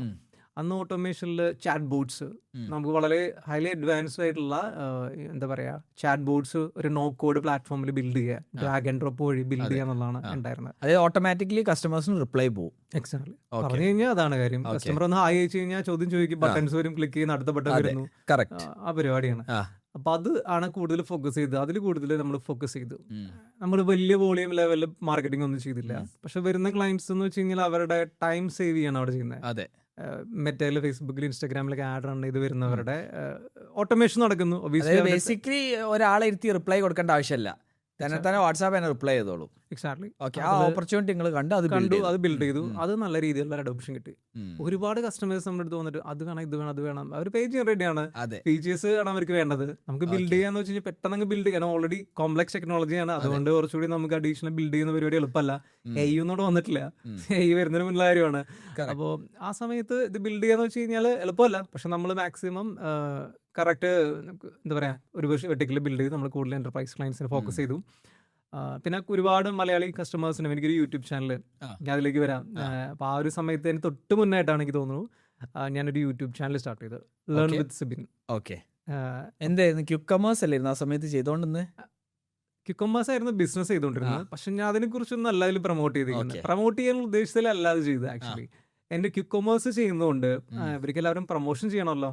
അപ്പോൾ പലരും ഈ പറഞ്ഞ ചോദ്യങ്ങൾ നമ്മൾ ചോദിക്കുന്നത് എങ്ങനെ പ്രൊമോട്ട് ചെയ്യുന്നു, ഇതാണ് ഇപ്പോഴും കേൾക്കുന്ന ചോദ്യം. അതെ, നമുക്കിപ്പോ ഡിജിറ്റൽ മാർക്കറ്റിംഗിന്റെ ഫൗണ്ടേഷൻ നോളജ് ഇവിടെ ഉപയോഗിക്കുന്നില്ല. എല്ലാവരും ഫോണിൽ അങ്ങ് പറയുന്നത്, കൺസൾട്ട് ചെയ്യുന്നത് ഇത് തന്നെയാണ് ഞാൻ എപ്പോഴും പറയുന്നത് എല്ലാവരോടും. കറക്റ്റ്. അപ്പൊ എനിക്ക് തോന്നുന്നത് ബെറ്റർ യൂട്യൂബ് ചാനൽ അങ്ങ് ഉണ്ടാക്കിയത്. അതായത് ഞാൻ എന്റെ മീറ്റിംഗ് റെക്കോർഡ് ചെയ്യുന്ന പോലെ, അതാണല്ലോ ഇപ്പല്ല ഇക്കോം ഷോ. മീറ്റിംഗ് റെക്കോർഡ് ചെയ്ത് എല്ലാവർക്കും ഒരേ ചോദ്യം, എന്നാ പിന്നെ ഇത് റെക്കോർഡ് ചെയ്തിടാൻ കിട്ടാൻ പോരെ. അപ്പോൾ അതേപോലെ നിങ്ങളോട് ചോദിക്കുന്ന ചോദ്യങ്ങളൊക്കെ നിങ്ങൾ യൂട്യൂബ് ചാനലിൽ ഇടാൻ തുടങ്ങി. അത് ഞാനൊരു സീരിയസ് ആയിട്ട് അങ്ങ് ചെയ്തു ഇനീഷ്യലി തന്നെ. എന്ന് വെച്ച് കഴിഞ്ഞാൽ ഒരു സീരീസ് ഓഫ് വീഡിയോസ്, ഒരു പ്ലേലിസ്റ്റ് മോഡലിൽ ആദ്യം കുറച്ച് ഫൗണ്ടേഷൻ കൊടുത്തു. എന്താണ് വെബ്സൈറ്റ് ഹോസ്റ്റിംഗ്, അങ്ങനെയുള്ള കുറച്ച് കാര്യങ്ങൾ കൊടുത്തു. വേർഡ്പ്രസിന്റെ ബേസിക്സ് കൊടുത്തു. അങ്ങനെ ഇതൊക്കെ ഒരു ബേസിക്സ് ആണ് അതിന്റെ. ഓക്കെ, സോ നിങ്ങൾ ആ ഓപ്പർച്യൂണിറ്റി ഐഡൻറ്റിഫൈ ചെയ്ത് പിന്നെന്തൊക്കെ സംഭവിച്ചു? പിന്നെ അതങ്ങ് സ്കെയിൽ ചെയ്യാണ് നടന്നിരിക്കുന്നത്. ക്ലിയർലി അത് സ്കെയിൽ ചെയ്യുന്ന പ്രോസസ്സിലാണ് ഇപ്പോഴും നടന്നുകൊണ്ടിരിക്കുന്നത്. ഓക്കെ, ആ ഡിഫറൻസ് എന്ന് പറഞ്ഞാൽ എനിക്കൊന്ന് ക്യുക്കമേഴ്സിന് ഡിഫറെൻ്റ് ആയിട്ടുള്ളത്, ക്യുക്കമേഴ്സിൽ എക്സിക്യൂഷൻ വീണ്ടും പഠിക്കേണ്ടി വന്നിരുന്നു. ഈ സൂപ്പർ മാർക്കറ്റാണ്, ഹൈപ്പർ മാർക്കറ്റ് ആണെങ്കിലും ഒക്കെ എക്സിക്യൂഷൻ ടഫ് ആയിരുന്നു. പക്ഷെ നേരെ മറിച്ച് വാട്സാപ്പിൻ്റെ കേസിൽ അവർ ഓൾറെഡി ഇത് യൂസ് ചെയ്യുന്നുണ്ട്. വാട്സാപ്പ് വെച്ചിട്ടാണ് കംപ്ലീറ്റ് കസ്റ്റമേഴ്സ് ഓർഡർ ചെയ്യുന്നത്, കസ്റ്റമേഴ്സിൻ്റെ ഓഫേഴ്സ് അയക്കുന്നത് ഒക്കെ വാട്സാപ്പിലാണ്. സോ അവർക്ക് അധികം ആലോചിക്കേണ്ട ആവശ്യമില്ല. ഇതൊന്ന് മാനേജ് ചെയ്യാനൊരു സിസ്റ്റം, അതായത് അവിടെ പെയിൻഫുൾ ആണ്. They had a painful problem to solve. അതല്ല അതിൻ്റെ അകത്തുള്ള മേജർ സാധനം. എല്ലാവരുടെയും പ്രോബ്ലം ആണ്. ഒരുപാട് ഇപ്പോൾ ഇൻഫ്ലുവൻസേഴ്സ് ഒരുപാട് പേര് ആഡ്സ് അല്ല വീഡിയോസ് ചെയ്യുന്നു. എല്ലാവരും വാട്സ്ആപ്പ് നമ്പർ കൊടുത്തിട്ടുണ്ടാവും ചിലപ്പോൾ. ഇത്രയും സ്പീഡിൽ അത്രയധികം മെസ്സേജസ് വരിക. അത് ഒരാൾക്ക് ഏറ്റവും ഇൻട്രസ്റ്റ് ഉള്ള സമയത്ത്, ഇൻഫ്ലുവൻസേഴ്സ് മാത്രമല്ല ആഡ് റൺ ചെയ്യുമ്പോഴും ഒരാൾ ആഡ് കണ്ട് ക്ലിക്ക് ചെയ്ത് ഇൻട്രസ്റ്റ് ഉള്ള സമയത്ത് റെസ്പോണ്ട് ചെയ്തില്ലെങ്കിൽ കാര്യമില്ല. അത് കോൾ ടൈം മാറിയല്ലേ, നമ്മൾ തന്നെ ഫേസ് ചെയ്തിരിക്കുന്ന ഇഷ്യൂ ആണ് ആവശ്യം. അപ്പൊ ഇതില് ലിബ്രോമി എന്ന് പറഞ്ഞ പ്രൊഡക്റ്റിൽ നമ്മൾ ബിൽഡ് ചെയ്യുന്ന എല്ലാ പ്രോബ്ലംസും നമ്മൾ ഫേസ് ചെയ്തിട്ടുള്ളതാണ്. ഞങ്ങൾക്ക് അറിയാതെ ക്ലിയർലി. കറക്റ്റ്. അപ്പൊ അതെല്ലാം മാക്സിമം നമ്മുടെ സൈഡിൽ നിന്നുകൊണ്ടാണ് അതെല്ലാം ചിന്തിക്കുന്നത്, ബിൽഡ് ചെയ്യുന്നത്, ഓട്ടോമേറ്റ് ചെയ്യുന്നത്. അതെ, you are building for your self. അതെ. ഓക്കെ, അതിൻ്റെ അകത്ത് എന്തെങ്കിലും ഒരു കേസ് സ്റ്റഡി നിങ്ങൾക്ക് ഷെയർ ചെയ്യാനുണ്ടോ? ഒരുപാട് ഇൻട്രസ്റ്റിംഗ് കേസ് സ്റ്റഡീസ് ഉണ്ട്, നമ്മൾ പറഞ്ഞു കഴിയില്ല. എന്നാൽ പോലും ഇപ്പൊ നമ്മുടെ കേസിൽ, നമ്മുടെ ഈ ഒരു കോണ്ടെക്സ്റ്റിൽ പറയുകയാണെങ്കിൽ ഇ കൊമേഴ്സ് തന്നെ വാട്സപ്പിന്റെ ഉള്ളിൽ നിന്നുകൊണ്ട് തന്നെ പർച്ചേസ് ചെയ്യാന്നുള്ള പ്രോസസ്സ്, വാട്സപ്പ് കൊമേഴ്സ് ഒരു പെർഫെക്റ്റ് യൂസ് കേസ് ആണ്. അറിയാലോ. അതെ. അപ്പോൾ ഞങ്ങൾ ഇപ്പം നമ്മളെ കമ്മ്യൂണിറ്റി തന്നെ, നമ്മൾ മാഫിയയിൽ തന്നെ എപ്പോഴും പറയുന്നത്, നിങ്ങൾ ആദ്യം വാട്സാപ്പിൽ കുറച്ച് സെല്ല് ചെയ്യും, എന്നിട്ട് മതി ഷോപ്പിഫൈയോ അല്ലെങ്കിൽ വെബ്സൈറ്റോ അല്ലെങ്കിൽ ആപ്പോ ഒക്കെ നിങ്ങൾ ഉണ്ടാക്കണേ അല്ലേ. ഫസ്റ്റ് വാട്സാപ്പ് സെല്ല് ചെയ്ത് കുറച്ച് കസ്റ്റമറോട് സംസാരിച്ച് കസ്റ്റമർക്ക് എന്താ വേണ്ടതെന്ന് മനസ്സിലാക്കി അത് റിട്ടേൺ പർച്ചേസ്, വീണ്ടും റിപ്പീറ്റ് ആയിട്ട് പർച്ചേസ് വരെ. അപ്പം നിങ്ങൾക്ക് അറിയാം നിങ്ങൾക്ക് നല്ലൊരു പ്രൊഡക്റ്റ് നിങ്ങൾ സെറ്റ് ചെയ്തിട്ടുണ്ട് എന്നല്ലേ. No doubt. വാട്സാപ്പിന്റെ കേസിൽ ഇപ്പോൾ പറയുമ്പോൾ ഒരു ഫുള്ളൊരു പർച്ചേസ് പൈപ്പ് ലൈനിൽ, ഒരു മാർക്കറ്റിംഗ് ഫണലിൽ എല്ലാ സ്റ്റെപ്പിലും വരുന്ന ഒരു പാർട്ടാണ് വാട്സാപ്പിന്റെ കേസിൽ. നമുക്ക് ആദ്യം ഇപ്പോൾ ആഡ്സ് റൺ ചെയ്യുന്ന പാടാണല്ലോ. ഇപ്പോൾ ഇൻഫ്ലുവൻസർ അല്ലെങ്കിൽ ഒരു വീഡിയോ ചെയ്യുന്നു, അല്ലെങ്കിൽ മറ്റേ ആഡ് റൺ ചെയ്യുന്ന ഇൻസ്റ്റാഗ്രാം, ഫേസ്ബുക്കിൽ, അതും ഒന്ന് ക്ലിക്ക് ചെയ്ത് നമ്മുടെ വാട്സപ്പിൽ ലാൻഡ് ചെയ്ത് കഴിഞ്ഞാൽ തന്നെയുള്ള ഓട്ടോമേഷൻ. ഒരു ഓട്ടോമേഷൻ എന്ന് വെച്ച് കഴിഞ്ഞാൽ നമ്മൾ വെബ്സൈറ്റിൽ പോയി മൊബൈലിൽ നിന്ന് വാട്സപ്പിൽ നിന്നോ അല്ലെങ്കിൽ ആഡിൽ നിന്നോ വെബ്സൈറ്റിലേക്ക് വേണമെങ്കിൽ ഒരു ഫ്രിക്ഷൻ ഉണ്ട്, ഒരു കറക്കമുണ്ട്. അതിൽ നിന്ന് ഇപ്പൊ എന്തൊക്കെ പറഞ്ഞാലും ഒരു വെബ്സൈറ്റ് മൊബൈലിൽ റെൻഡർ ചെയ്യുന്നതും അതെ വാട്സാപ്പിന്റെ ഉള്ള ഒരു നേറ്റീവ് എക്സ്പീരിയൻസ് തമ്മിൽ ഭയങ്കര ഡിഫറൻസ് ഉണ്ട്. കറക്റ്റ്. ഇവിടെ ഫാസ്റ്റ് ആണ് വാട്സാപ്പിന്. അതെ അതെ. ഒരാളൊന്ന് ഹായ് അയച്ചു അല്ലെങ്കിൽ ഒരു പ്രൊഡക്റ്റ് ആണെങ്കിൽ നമ്മുടെ ഈ കൊമേഴ്സിന്റെ കോണ്ടെക്സ്റ്റിൽ ഒരു പ്രൊഡക്റ്റ് ആണ്, ഈസ് പ്രൊഡക്റ്റ് അവൈലബിൾ എന്ന് ചോദിച്ചാൽ അപ്പൊ തന്നെ ഓട്ടോമേഷൻ ആ പ്രൊഡക്റ്റ് അങ്ങ് വന്നു. അത് അവർ കാണുന്നു, പ്രൈസ് കാണുന്നു, വാട്സാപ്പിനുള്ളിൽ നിന്ന് തന്നെ കാർട്ടിലേക്ക് ആഡ് ചെയ്യുന്നു, ഓർഡർ പ്ലേസ് ചെയ്യുന്നു, അപ്പോൾ അതിന് അഡ്രസ് ചോദിക്കുന്നു, അപ്പോൾ തന്നെ പേയ്മെന്റ് ലിങ്ക് വാട്സാപ്പിൽ വരുന്നു, പേയ്മെന്റ് പേ ചെയ്യുന്നു, ഓർഡർ വാട്സാപ്പിൽ അങ്ങനെ കംപ്ലീറ്റ് ആയി. അതായത് നിങ്ങൾ പറയുന്നത് വെബ്സൈറ്റേ ആവശ്യമില്ല, ഫുള്ള് വാട്സാപ്പ് തീർക്കും. ഫോർ എക്സാമ്പിൾ ദുബായിലുള്ള ഒരു ഹൈപ്പർ മാർക്കറ്റ് ഇപ്പം നിങ്ങളെ വാട്സാപ്പ് കൊമേഴ്സ് ബൈ ലിബ്രോമി എടുക്കുകയാണെങ്കിൽ കസ്റ്റമർ ഹായ് പറയുന്നു, ഓട്ടോമേഷൻ വെച്ചിട്ട് പ്രൊഡക്റ്റ് ഒക്കെ കൊടുക്കുന്നു, ആ പ്രൊഡക്റ്റ് കാർട്ടിലേക്ക് ആഡ് ചെയ്യുന്നു, കാർട്ടിൽ ആഡ് ചെയ്ത് പേയ്മെന്റ് നിങ്ങൾ എങ്ങനെ വാങ്ങിക്കും? ഓക്കെ, ഈ ക്വിക്ക് കൊമേഴ്സിന്റെ കേസിൽ നോർമൽ ഷോപ്പിഫൈ ആയിട്ട് ഇന്റഗ്രേഷൻ വേറെ ഞാൻ മാറ്റി എടുത്താം. ക്വിക്ക് കൊമേഴ്സിന്റെ കേസിൽ ഇന്റഗ്രേറ്റ് ചെയ്യുന്ന സമയത്ത് ഒരു കസ്റ്റമർ ക്യൂക്കമേഴ്സ് അല്ല, നമ്മൾ ലിബ്രോമിനെ കുറിച്ച് സംസാരിക്കുന്നത്. ഓക്കെ, ലിബ്രോമിനെ സംബന്ധിച്ചാണ് ലിബ്രോമിൽ തന്നെ ക്വിക്ക് കൊമേഴ്സ് ആയിട്ടുള്ള ഡീപ്പ് ഇന്റഗ്രേഷൻ ഉണ്ട്. രണ്ട് പ്രൊഡക്റ്റും കണക്റ്റഡ് ആണ്. ഓക്കെ, എന്ന് വെച്ച് കഴിഞ്ഞാൽ ക്വിക്ക് കൊമേഴ്സിലുള്ള പ്രൊഡക്ട്സ് വാട്സാപ്പിൽ ഡിസ്പ്ലേ ചെയ്യാം. മനസ്സിലായി. ഒരു കസ്റ്റമർ ഹായ് വെച്ച് കഴിഞ്ഞാൽ കാറ്റലോഗിന്റെ കാറ്റഗറീസ് വരുന്നു, പ്രൊഡക്റ്റ് ബ്രൗസ് ചെയ്യുന്നു. ചെക്കൗട്ട് ചെയ്യുന്ന സമയത്ത് ക്വിക്ക് കൊമേഴ്സിന് വേണ്ടിയിട്ടുള്ള സ്പെസിഫിക് ഫീച്ചേഴ്സ് എന്ന് വെച്ച് കഴിഞ്ഞാൽ ഒരു അഡ്രസ് വാട്സാപ്പിൽ അഡ്രസ് ഷെയർ ചെയ്യുന്ന ഫീച്ചർ ഉണ്ട്, അറിയാലോ. അഡ്രസ് സെലക്ട് ഷെയർ ചെയ്യുന്ന സമയത്ത് ക്വിക്ക് കൊമേഴ്സിന് ഇന്റഗ്രേഷൻ വഴി ആ അഡ്രസ്സിലേക്ക് ഡെലിവറി ഉണ്ടോ ഇല്ലയോ എന്നുള്ള കാര്യം ആദ്യം ചെക്ക് ചെയ്യാം. ഓക്കെ, അഡ്രസ്സിലേക്ക് ഡെലിവറി ഉണ്ടോ എന്ന് ഐഡന്റിഫൈ ചെയ്തതിനു ശേഷം ആ അഡ്രസ്സിലേക്കുള്ള ഡെലിവറി ചാർജ് എത്രയാന്നുള്ളത് ഐഡന്റിഫൈ ചെയ്യാം. ഇതിനെ രണ്ടിനും ബേസ് ചെയ്തിട്ടാണ് അടുത്ത മെസ്സേജ് വരിക. പിന്നാണ് ഡെലിവറി ചാർജ്, അല്ലെങ്കിൽ ഡെലിവറി ഇല്ല എന്ന് പറയും. Minimum delivery, minimum cart amount എല്ലാം കാൽക്കുലേറ്റ് ചെയ്യുന്നു. അതിന് പ്ലേസ് ചെയ്ത ശേഷം ഓർഡർ പ്ലേസ് ചെയ്യുന്ന സമയത്ത് നേരെ ക്വിക്ക് കൊമേഴ്സിൽ ഒരു ഓർഡർ ആയിട്ട് അങ്ങ് പ്ലേസ് ആവും. ക്വിക്ക് കൊമേഴ്സിന്റെ അതിന്റെ അതായത് വാട്സാപ്പിൽ കംപ്ലീറ്റ് ട്രാൻസാക്ഷൻ നടക്കൂല. വാട്സാപ്പിൽ കംപ്ലീറ്റ് ട്രാൻസാക്ഷൻ രണ്ട് ഓപ്ഷൻസ് ഉണ്ട്. ഒന്ന് നമുക്ക് ഈ പറഞ്ഞ ഇവിടെ UAE വാട്സാപ്പിൽ കംപ്ലീറ്റ് ഓപ്ഷൻ നടക്കൂല. Okay, Meta direct native payment support ചെയ്യുന്നില്ല. പക്ഷെ നമുക്ക് എന്ത് ചെയ്യാം, സ്ട്രൈപ്പിലെ പേയ്മെന്റ് ലിങ്ക് ഓട്ടോമാറ്റിക് ജനറേറ്റ് ചെയ്ത് വെബ്സൈറ്റിലേക്ക് പോകും. സ്റ്റിൽ അതൊരു വെബ് വ്യൂല് വാട്സാപ്പിൽ തന്നെ ഓപ്പൺ ആയി വരും.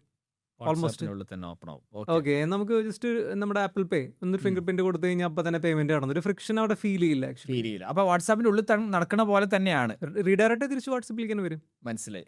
ആ ഒരു മോഡലിൽ ഇപ്പൊ വെബ് വ്യൂ ഉള്ളതുകൊണ്ട് കുറച്ചും കൂടി ആ ഒരു പ്രോസസ് എളുപ്പമാണ്, ആ ഫ്രിക്ഷൻ വളരെ കൂടി കുറവാണ്. ഓക്കെ, അപ്പൊ നിങ്ങൾ പറഞ്ഞ ഈ മാർക്ക് ആൻഡ് സേവും മദീനയും ഒക്കെ ഈ അവരത് ക്വിക്ക് കൊമേഴ്സ് ഇന്റഗ്രേറ്റ് ചെയ്തിട്ടില്ല. പക്ഷെ വേറെ ഒരുപാട് ക്ലയൻസ് എക്സാം പറയുകയാണെങ്കിൽ നമ്മുടെ ജിപാസ് ഒരു വലിയ ഇലക്ട്രോണിക്സ് ബ്രാൻഡാണ്. അപ്പൊ അവര് സിസ്റ്റത്തിൽ അത് ഉപയോഗിക്കുന്നുണ്ട്. AI ബേസ്ഡ് പ്രൊഡക്റ്റ് ഡിസ്കവറി ഉപയോഗിച്ചിട്ടുണ്ടായിരുന്നത്. ഇപ്പൊ ആക്റ്റീവ് ആണെന്ന് എനിക്കറിയില്ല. ഒരുപാട് പ്രൊഡക്റ്റുകളുണ്ട്.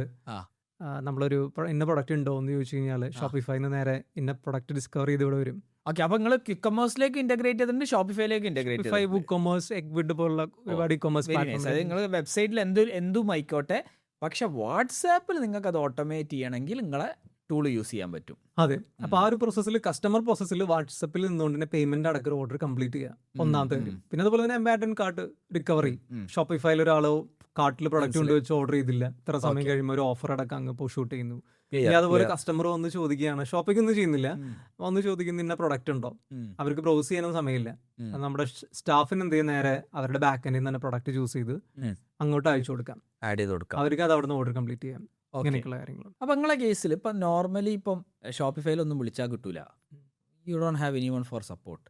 അപ്പം നിങ്ങളെ കേസിൽ നിങ്ങൾ കസ്റ്റമർ സപ്പോർട്ട് അങ്ങനെ കൊടുക്കുന്നുണ്ടോ, ഫോണിൽ കൊടുക്കുന്നുണ്ടോ, അല്ലെങ്കിൽ ഇമെയിൽ അയച്ചാലേ കിട്ടുള്ളൂ, അങ്ങനെയാണ്? എങ്ങനെയാണ് ലിബ്രോമിയുടെ ഒരു എക്സിക്യൂഷൻ എന്ന് വെച്ച് കഴിഞ്ഞാൽ നമ്മൾ കൂടുതൽ കസ്റ്റമേഴ്സ് ആയിട്ടുള്ള ഡയറക്ഷൻ കുറവാണ്. നമ്മൾ സപ്പോർട്ടഡ് ആയിട്ട് ചെയ്യുന്നത്, നമുക്ക് എല്ലാവർക്കും ഒരു ലിമിറ്റേഷൻ ഉണ്ട്. അറിയാലോ, കസ്റ്റമറിനെ സെർവ് ചെയ്യണമെങ്കിൽ ലിമിറ്റഡ് സ്റ്റാഫിന് അതിന് കേപ്പബിൾ ആയിട്ടുള്ള ഒരു കൺസൾട്ട് ചെയ്ത് ഒരു ഇംപ്ലിമെന്റേഷൻ സപ്പോർട്ട് കൂടി വേണ്ട ഒരു നേച്ചർ ഓഫ് പ്രൊഡക്റ്റ് ആണ്. ഫുള്ളി ഓട്ടോമാറ്റിക് സ്കെയിലബിൾ അല്ല. കാരണം അവർക്ക് വേണ്ട യൂസ് കേസ് സംസാരിക്കണം, അതിനനുസരിച്ച് ബിൽഡ് ചെയ്ത് കൊടുക്കണം. നോ കോഡ് ടൂൾ ആണെങ്കിലും നേച്ചർ ഈസിലി സ്കെയിലബിൾ അല്ല. അപ്പോൾ ഞങ്ങൾ കമ്പനി ഫോക്കസ് ചെയ്യുന്ന വെച്ച് കഴിഞ്ഞാൽ പാർട്ണർ പ്രോഗ്രാം വഴിയാണ് സ്കെയിൽ ചെയ്യുന്നത്. ഓക്കെ, എന്ന് വെച്ച് കഴിഞ്ഞാൽ ഞങ്ങളുടെ പ്രൊഡക്റ്റ് ഞങ്ങളുടെ കൂടുതൽ സെല് ചെയ്യുന്നത് നമ്മുടെ പാർട്ട്നേഴ്സ് ആണ്. ഓക്കെ, മറ്റ് marketing companies, digital marketing companies ഒരുപാടുണ്ടല്ലോ, കൺസൾട്ടൻസ്, IT കമ്പനീസ്. അവര് എന്ത് ചെയ്യുന്നു, നമ്മുടെ പ്രൊഡക്റ്റ് അവരുടെ ക്ലയൻസിലേക്ക് സെല് ചെയ്യുന്നു. അപ്പൊ അവർ തന്നെ സെയിൽസും ചെയ്യും, കസ്റ്റമർ സപ്പോർട്ടും അവർ തന്നെ ചെയ്യും. അങ്ങനെയാണ് നിങ്ങൾ സ്കെയിൽ ചെയ്യുന്നത്. Very nice. അവർക്ക് വേണ്ട സപ്പോർട്ട്, ടെക് സപ്പോർട്ട് ഞങ്ങൾ കൊടുക്കും. അപ്പൊ നിങ്ങൾക്ക് എൻക്വയറി വന്നാലും, ഫോർ എക്സാമ്പിൾ ഇപ്പൊ നിങ്ങൾക്ക് പിന്നെ ദുബായിൽ പാർട്ട്നേഴ്സ് ഉണ്ടോ, നിങ്ങൾക്ക് എൻക്വയറി വന്നാൽ നിങ്ങൾ പാർട്ട്നേഴ്സിന് ചിലപ്പോൾ എൻക്വയറി പാസ് ചെയ്യും? ഇപ്പൊ ചെയ്യുന്നില്ല, കറന്റ് ചെയ്യുന്നില്ല. ഞങ്ങൾ മാർക്കറ്റിംഗ് ചെയ്യുന്നില്ല. മാർക്കറ്റിംഗേ ചെയ്യുന്നില്ല. കാരണം നമുക്ക് മാർക്കറ്റിംഗ് വന്ന ക്ലയൻസ് ഒരുപാട് റിക്വയർമെന്റ് വരും. അല്ലാതെ തന്നെ ഓർഗാനിക്കലി ഇപ്പൊ എന്റെ യൂട്യൂബ് ചാനൽ ഞാൻ പറഞ്ഞിരുന്നല്ലോ, അത് നമുക്ക് ഡീറ്റെയിൽ നമ്മൾ അവിടെ അതോടെ ഡീറ്റെയിൽ skip പോയില്ല. ചെയ്ത് തോന്നുന്നു. അത് സ്കിപ്പ് ചെയ്യാം. Okay, let's talk about that. YouTube channel വെച്ചിട്ട് എന്തൊക്കെയാണ് സംഭവിച്ചത്? Learn with Sibin. അപ്പോൾ അതിൻ്റെ അകത്ത് നിങ്ങൾക്ക് വരുന്ന എൻക്വയറീസ് സ്ഥിരമായിട്ട് വരുന്നതുകൊണ്ട് നിങ്ങൾ അതിനകത്ത് എക്സ്പ്ലെയിൻ ചെയ്യാൻ ഒരു തുടങ്ങി. യൂട്യൂബ് ചാനൽ തുടങ്ങി. അതിനുള്ള ബേസിക്സ് കൊടുത്ത് ഡിജിറ്റൽ മാർക്കറ്റിംഗിന്റെ ഒരു പ്ലേലിസ്റ്റ് ഇൻഡെപ്ത് ആയിട്ട് അങ്ങ് ചെയ്തു. സ്റ്റാർട്ടിങ് മുതൽ ഡിജിറ്റൽ മാർക്കറ്റിംഗിലെല്ലാം ads, Meta ads, Facebook ads, Instagram, അതുപോലെ ഗൂഗിൾ ആഡ്സ്, SEO എല്ലാ കാര്യങ്ങളും കവർ ചെയ്തൊരു പ്ലേലിസ്റ്റ് ചെയ്തു. അന്ന് എനിക്ക് തോന്നുന്നു 8 മന്ത് ഇരുന്നിട്ട് ഞാനൊരു 30 വീഡിയോസ് മേലങ്ങ് ചെയ്തു. ഓക്കെ ഓക്കെ, ഒന്നും എക്സ്പെക്ട് ചെയ്തില്ല. ഒരു മന്ത് ഞാൻ അവൈലബിൾ ആയിരുന്നു, ഞാൻ ഇരുന്ന് ചെയ്തു. പിന്നീട് ആക്ച്വലി നല്ല രീതിയിലൊരു ഫീഡ്ബാക്ക് വന്നു. ഒരുപാട് പേര് എനിക്ക് മെസ്സേജ് അയക്കുന്നു. പല കോഴ്സിന് പേയ്മെന്റ് കൊടുത്ത് പഠിച്ചിട്ട് പോലും ഇത്രയധികം കാര്യങ്ങൾ മനസ്സിലാക്കാൻ പറ്റിയില്ല എന്നുള്ള ഒരുപാട് ഫീഡ്ബാക്ക് എനിക്ക് കിട്ടിയിട്ടുണ്ട്. ഒരുപാട് പേർക്ക് ഇത് കാരണം ജോബ് കിട്ടിയിട്ടുണ്ട്. പലരും ജോബിന് ഇന്റർവ്യൂസിന് മുന്നേ പ്രിപ്പയർ ചെയ്യുന്നതായിട്ട് ഇത് ഉപയോഗിച്ച് എൻ്റെ അടുത്ത് ഒരു സംശയങ്ങളൊന്നും ചോദിക്കാറുണ്ട്. ആ ലെവലിൽ ഭയങ്കരമായിട്ടുള്ള ഒരു എന്താ പറയാ അപ്രൂവല്, ഐ മീൻ ഹെൽപ്ഫുൾ ആയിട്ട് മാറിയ ഒരു ചാനൽ. യൂട്യൂബില് ഇന്ത്യൻ ബേസ്ഡ് ആണല്ലോ, ഡിസ്കവറിയിലല്ലേ, അങ്ങനെ സ്ക്രോൾ ചെയ്യുമ്പോൾ കാണുന്ന സാധനമല്ല. നേരെ വന്ന് ടൈപ്പ് ചെയ്ത് എനിക്കിത് പഠിക്കണം എന്ന് പറയുമ്പോൾ കാണിക്കാനാണല്ലോ. അതിൻ്റെ ഇമ്പാക്റ്റ് ഞാൻ ഈ കോം ഷോ തുടങ്ങിയപ്പോൾ എനിക്ക് മനസ്സിലായത്. എത്ര പേര്, ഐ ഹാവ് ലോസ്റ്റ് കൗണ്ട്. ഞാൻ അത് പഠിച്ചു, എനിക്ക് ഇന്ന ജോലി കിട്ടി, എനിക്ക് ഇന്ന ഏജൻസീനെ കണ്ടുപിടിക്കാൻ പറ്റി, എനിക്ക് ഈ ഇൻവെസ്റ്റർ കിട്ടി, എനിക്ക് ഈ ടൂളാണ് യൂസ് ചെയ്യേണ്ടത് മനസ്സിലായി. ഹ്യൂജ് യൂട്യൂബിൻ്റെ പവർ സ്ട്രോങ്, ഒരു ഹെവിയാണ്. ഞാനിപ്പോൾ യൂട്യൂബിൻ്റെ തന്നെ മാത്രമാണ് കേട്ടോ അത്. അതിപ്പോൾ സെയിം ടൈമിൽ ഞാൻ ഇൻസ്റ്റാഗ്രാമിൽ, ഫേസ്ബുക്കിൽ ഒന്നും അത് ചെയ്തിട്ടില്ല, പ്രൊമോട്ട് ചെയ്തിട്ടില്ല. അതിൽ ഷോർട്സിനോ അതിലൊന്നും ഇത്രയും ഇമ്പാക്ട് ചെയ്യാനോ ഒരാളെ എന്താ പറയാ എഡ്യൂക്കേറ്റ് ചെയ്യാനോ ഒന്നുള്ള ഒരു ഇതില്ല. ഒരു ഷോർട്ട് വീഡിയോയിലൊന്നും നടക്കില്ല. അതൊരു ഹുക്ക് മാത്രമാണ്. അത് എന്റർടൈൻമെന്റിന് വേണ്ടിയിട്ടാണ്. പിന്നെ ലോങ് ഫോം, അത് വലിയ വീഡിയോയിലേക്ക് ആൾക്കാരെ കൊണ്ടുവരാനുള്ള ഒരു ഷോർട്ട് ബൈറ്റ്, അത്രേ ഉള്ളൂ. എക്സാക്ട്ലി. ഇത് 20 മിനിറ്റ്സിന്റെ ഒരു വീഡിയോന്റെ ഒരു 15-20 വീഡിയോന്റെ ഒരു പ്ലേലിസ്റ്റ് മുഴുവൻ വാച്ച് ചെയ്യാന്നൊക്കെ പറഞ്ഞാൽ ആൾ അതിന് ഇൻട്രസ്റ്റഡ് ആണ്. അതുകൊണ്ടാണ് അത് വാച്ച് ചെയ്യുന്നത്. എന്നോട് സംശയം ചോദിക്കുന്നതിലൊക്കെ അങ്ങനെയാണ് ആ ഒരു ഇനീഷ്യൽ ചാനൽ ക്ലിക്ക് ആയത്. അത് കയറിപ്പോ എനിക്ക് തോന്നുന്നു 50,000 പ്ലസ് ഫോളോവേഴ്സ് ഇപ്പോൾ ആ ഒരു ചാനലുണ്ട് യൂട്യൂബില്. പിന്നെ അതിനുശേഷം ഞാൻ ഡിജിറ്റൽ മാർക്കറ്റിംഗിന്റെ ഒരു സീരീസ് കഴിഞ്ഞു. ഞാനൊരു ടൂൾ സ്പെസിഫിക് ആയിട്ടല്ല വീഡിയോസ് ചെയ്തത്, ഒരു എന്താ സ്ട്രാറ്റജി ബേസ്ഡ് ആണ് ഫസ്റ്റ് ചെയ്തത്. അങ്ങനെ ടൂൾസ് പിന്നീട് മാറി വന്നാലും ആ ഒരു സ്കിൽ ഉപയോഗിക്കാൻ ജനറൽ സാധനമാണ് ചെയ്തത്. അങ്ങനെ തന്നെയാണ് ചെയ്തു പോയത്. അപ്പോൾ അത് ആക്ച്വലി എന്താ പറയാ അവിടെ ഇരുന്നോളും, വേറെ അതിൽ കൂടുതൽ വീഡിയോന്റെ ആവശ്യമില്ല. പിന്നെ കറക്റ്റ്. അപ്പോൾ അത് സ്റ്റോപ്പ് ചെയ്തു. പിന്നെ നമ്മൾ പ്രൊഡക്റ്റ് ഇറങ്ങിയ സമയത്ത് ഞാൻ എന്ത് ചെയ്തു, ഡിജിറ്റൽ മാർക്കറ്റിന്റെ ഒരു പാർട്ടാണ് വാട്സ്ആപ്പ് ഓട്ടോമേഷൻ, വാട്സ്ആപ്പ് 101% ക്ലിയർലി. അപ്പോൾ അതിന് ഇൻട്രൊഡക്ഷൻ സ്റ്റാർട്ട് ചെയ്തു. അതിൽ നിന്നും നല്ല രീതിയിലുള്ള വ്യൂസ് വന്നു തുടങ്ങി. പിന്നെ എന്താ പറയാ കംപ്ലീറ്റ് ആ പ്രൊഡക്റ്റിന്റെ മാർക്കറ്റിംഗ് എന്ന് പറയുന്നത് ആ ഒരു ലേൺ വിത്ത് സിബിൻ എന്ന് പറഞ്ഞ എൻ്റെ ഒരു ചാനലും പിന്നെ ലിബ്രാമിയുടെ ഒരു ഒഫീഷ്യൽ ഇംഗ്ലീഷ് ചാനലുണ്ട്. അത് രണ്ടും മാത്രമാണ്. ഇത് മാത്രമാണ് മാർക്കറ്റിംഗിന് ഇപ്പോൾ യൂസ് ചെയ്യുന്നത്. 1 ഇയർ ആയിട്ടപ്പോൾ ഒന്നും ചെയ്യാൻ പറ്റിയിട്ടില്ല കേട്ടോ വീഡിയോ. അപ്പൊ ഒരുപാട് പേര് ചോദിക്കുന്നുണ്ട് വീഡിയോ എന്താ ചെയ്യാത്തുള്ള. കാരണം AI വന്നതിന് ശേഷം, AI വന്നപ്പോൾ നമ്മുടെ പ്രൊഡക്ഷന്റെ ഡെവലപ്മെന്റിന്റെ സ്പീഡ് അങ്ങ് മാറി. കറക്റ്റ്. പിന്നെ നമുക്ക് നിരത്തി 2 പേരാണ് KPHന്റെ വാട്സാപ്പ് ഗ്രൂപ്പിൽ മനുഷ്യനെ എട്ടങ്ങറാക്കല്. ഒന്ന് സിബിനും ഒന്ന് ഷൈജലോ, മൈക്രോ കമ്പനീന്റെ. നിങ്ങൾക്ക് തന്നെ പണി വെച്ചിട്ട് ഇങ്ങനെ പടച്ചു വിടുക പുതിയ പുതിയ ഐറ്റംസ്. അതെ അത് കാരണം നമുക്ക് അതുവരെ നമ്മൾ മാനുവലി ഞങ്ങൾക്ക് മാത്രം എല്ലാവർക്കും ഉള്ള ഒരു ബെനിഫിറ്റ് ആണ് അത്. ക്ലിയർലി AI ബേസ് ചെയ്ത് നമ്മുടെ കോഡിങ് വളരെ ഫാസ്റ്റ് ആയി. ഇപ്പൊ റീസെന്റ് ആണ് എല്ലാവരും അതിലേക്ക് അഡോപ്റ്റ് ചെയ്ത് വന്നത്, ക്ലൗഡ് അല്ലെങ്കിൽ കഴ്സർ ഒക്കെ വന്നിട്ട്. അതിന് മുന്നേ നമുക്ക് ChatGPT വന്നപ്പോ തന്നെ കോഡിങ് ഫാസ്റ്റ് ആയി. അതിന് നോ ഡൗട്ട് മേ ബി എനിക്ക് തോന്നുന്നു ഒരു 10-20 ടൈംസ് ആയി. നോർമൽ പോകുന്നതിന്റെ പ്രൊഡക്ടിവിറ്റി 20 ടൈംസിൽ നമുക്ക് ChatGPT വന്ന സമയത്ത് തന്നെ മാറി. ഒരു ഡൗട്ടും ഇല്ല. അപ്പൊ ഞാൻ എന്റെ CTOനോട് വെച്ച് ക്ലൗഡ് എടുത്തിട്ട് എങ്ങനെ ഉണ്ട് എന്ന് പറഞ്ഞു. 7 മണിക്കൂറിന്റെ സാധനം ഇപ്പൊ 7 ദിവസത്തിന്റെ സാധനം ഇപ്പൊ 2 മണിക്കൂറിനാണ് ചെയ്യുന്നത്. അപ്പൊ ലിറ്ററലി അവേഴ്സ് നോക്കിക്കാൻ 98% of the job is done by cloud now. 100% code ഇപ്പൊ കമ്പനി റൈറ്റ് ചെയ്യുന്നത് ക്ലൗഡ് ആണ്. 100%. ഇത് ലാസ്റ്റ് ഒരു 1 ഇയർ മുന്നേ ഒരു 90% ആയിരുന്നു. ഇപ്പൊ 100% റൈറ്റ് ചെയ്യുന്ന ക്ലൗഡ് ആണ്. ChatGPT ഇറങ്ങിയ സമയത്ത് എനിക്ക് തോന്നുന്നു ഒരു 50% ഒക്കെയാണ് ഞാൻ റേറ്റ് ചെയ്യിപ്പിക്കും ചെയ്യും, അങ്ങനെ ഇതിൽ ചെയ്യുമായിരുന്നു. അത്രയും ഡിഫറൻസിൽ വന്നു. അപ്പൊ എന്താ ഉണ്ടായെന്ന് വെച്ച് കഴിഞ്ഞാൽ, കാരണം നമുക്ക് പ്രൊഡക്റ്റ് കോമ്പറ്റീറ്റീവായ മാർക്കറ്റിൽ നിൽക്കണം. ഐഡിയാസ് നമുക്ക് ഒരുപാടുണ്ട്. കറക്റ്റ്. ഐഡിയ നമുക്ക് പണ്ടേ പഞ്ഞല്ലോ, ഇത്രയും വർഷത്തെ ഐഡിയ അവിടെ ഇരിക്കുകയാണല്ലോ. അപ്പൊ നമുക്ക് ചാൻസ് കിട്ടിയപ്പോ കേറി പഠിച്ച്. അപ്പൊ നമുക്ക് മാരത്തോൺ ഡെവലപ്മെന്റ് ആണ്. അപ്പൊ നമുക്ക് മാരത്തോൺ വെച്ച് കഴിഞ്ഞാൽ ബ്രോമിന്റെ ഉള്ളിൽ മാത്രം ഡെവലപ്പ് ചെയ്യാന്നുള്ളതല്ല, നമ്മളതിന്റെ എക്കോസിസ്റ്റം ബിൽഡ് ചെയ്യുന്ന രീതിയിലുള്ള ടൈപ്പ് ഓഫ് ഇപ്പോ എന്താ പറയാ ലാസ്റ്റ് 1-2 ഇയറിനുള്ളിൽ, ഇപ്പൊ ലാസ്റ്റ് 1 ഇയറിനുള്ള ഗ്യാപ്പ് പറയുകയാണെങ്കിൽ AI ഏജൻസ് വന്നു. കറക്റ്റ്. ആ ഒരു ഡൈവേഴ്സിൽ പോയിക്കൊണ്ടിരിക്കുന്ന AI ഏജൻസിന്റെ ഒരു എന്താ പറയാ എന്താണ് എത്തിയിട്ടില്ല. ഞങ്ങൾക്ക് തന്നെ 4 ഏജൻസ് ഉണ്ട്. നമ്മളെ ഗ്രൂപ്പിന്റെ ഉള്ളിൽ ഏജന്റ്, ഗ്രൂപ്പിന്റെ പുറത്തൊരു സപ്പോർട്ട് ഏജന്റ്, നമ്മളെ ടാസ്ക് മാനേജ്മെന്റ് ഒരു ഏജന്റ്, പിന്നെ ഏതോ ഒരു ഏജന്റും കൂടി ഉണ്ടായിരുന്നല്ലോ. എനിക്കൊന്ന് വീഡിയോ ക്രിയേറ്റ് ചെയ്യാൻ ഒരു ഏജന്റിനെ കൊണ്ടുപോകുന്നുണ്ട്. അപ്പോ എന്താ പറയാ, അപ്പൊ ഏജൻസ് ആ ഒരു വെർട്ടിക്കലാണ് പോകുന്നത്. അപ്പൊ അതിന്റെ ഇമ്പാക്ട് ഹ്യൂജ് ആണ്, ഒരു ഡൗട്ടും ഇല്ല കാര്യത്തിൽ. കറക്റ്റ്. അപ്പോൾ ബ്രോമി എന്ത് ചെയ്തു, അപ്പൊ അതിനുശേഷം ഡെവലപ്മെന്റ് നമുക്ക് ഒരു മാരത്തോൺ സ്പീഡിൽ ചെയ്യേണ്ടി വന്നു. വേറെ ഒന്നിലും ഫോക്കസ് ചെയ്യേണ്ടതില്ല. നമുക്ക് എന്താ പറയാ, ഏടൊപ്പം എത്താൻ പറ്റുന്നില്ല. 3 months ഒരു അപ്ഡേറ്റുകൾ നടന്നുകൊണ്ടിരിക്കുന്നു. അപ്പൊ നമുക്കറിയാം ഈ ടൂൾസ് എല്ലാവർക്കും അക്സെപ്റ്റബിൾ ആണ്. നമുക്ക് എപ്പോഴും സുപ്പീരിയർ ആയിട്ട് പൊസിഷൻ ചെയ്യാൻ പറ്റില്ല. സ്പീഡ് മാറ്ററാണ്. യെസ്, സ്പീഡ് മാറ്ററാണ്. അപ്പോൾ ആ ഡെവലപ്മെന്റ് ആണ് ലാസ്റ്റ് 1 year ഇരിക്കുന്നത്. കുറെ ഒന്നും ലോഞ്ച് ചെയ്തിട്ടില്ല, കമ്മിങ് ഇതിൽ ലോഞ്ച് ചെയ്യാൻ പോകുന്നു. ആ ലെവലാണ് ഇരിക്കുന്നത്. മനസ്സിലായി. പക്ഷെ നിങ്ങൾ എല്ലാം കണക്ട് ചെയ്യുന്നുണ്ട്. ഇപ്പൊ ക്യൂക്കമേഴ്സ് നിങ്ങൾ ലിബ്രോമിലേക്ക് കണക്ട് ചെയ്യും, ലിബ്രോമിലേക്ക് നിങ്ങൾ AI ഏജൻസിനെ കണക്ട് ചെയ്യുന്നു. സോ ക്ലിയർലി എക്കോസിസ്റ്റം ആണ്. ഇൻഡിപെൻഡന്റ്ലി നമ്മൾ വെറുതെ ഒന്നും ബിൽഡ് ചെയ്ത് ഇടുന്ന പരിപാടിയല്ല ആക്ച്വലി. ഓക്കെ. സോ ആൾക്കാരെ കുറച്ചോ, എന്താ സംഭവിച്ചേ? ഇല്ലില്ല, അങ്ങനെ കുറയ്ക്കേണ്ടി വന്നിട്ടില്ല. കൂട്ടലുണ്ടാവും.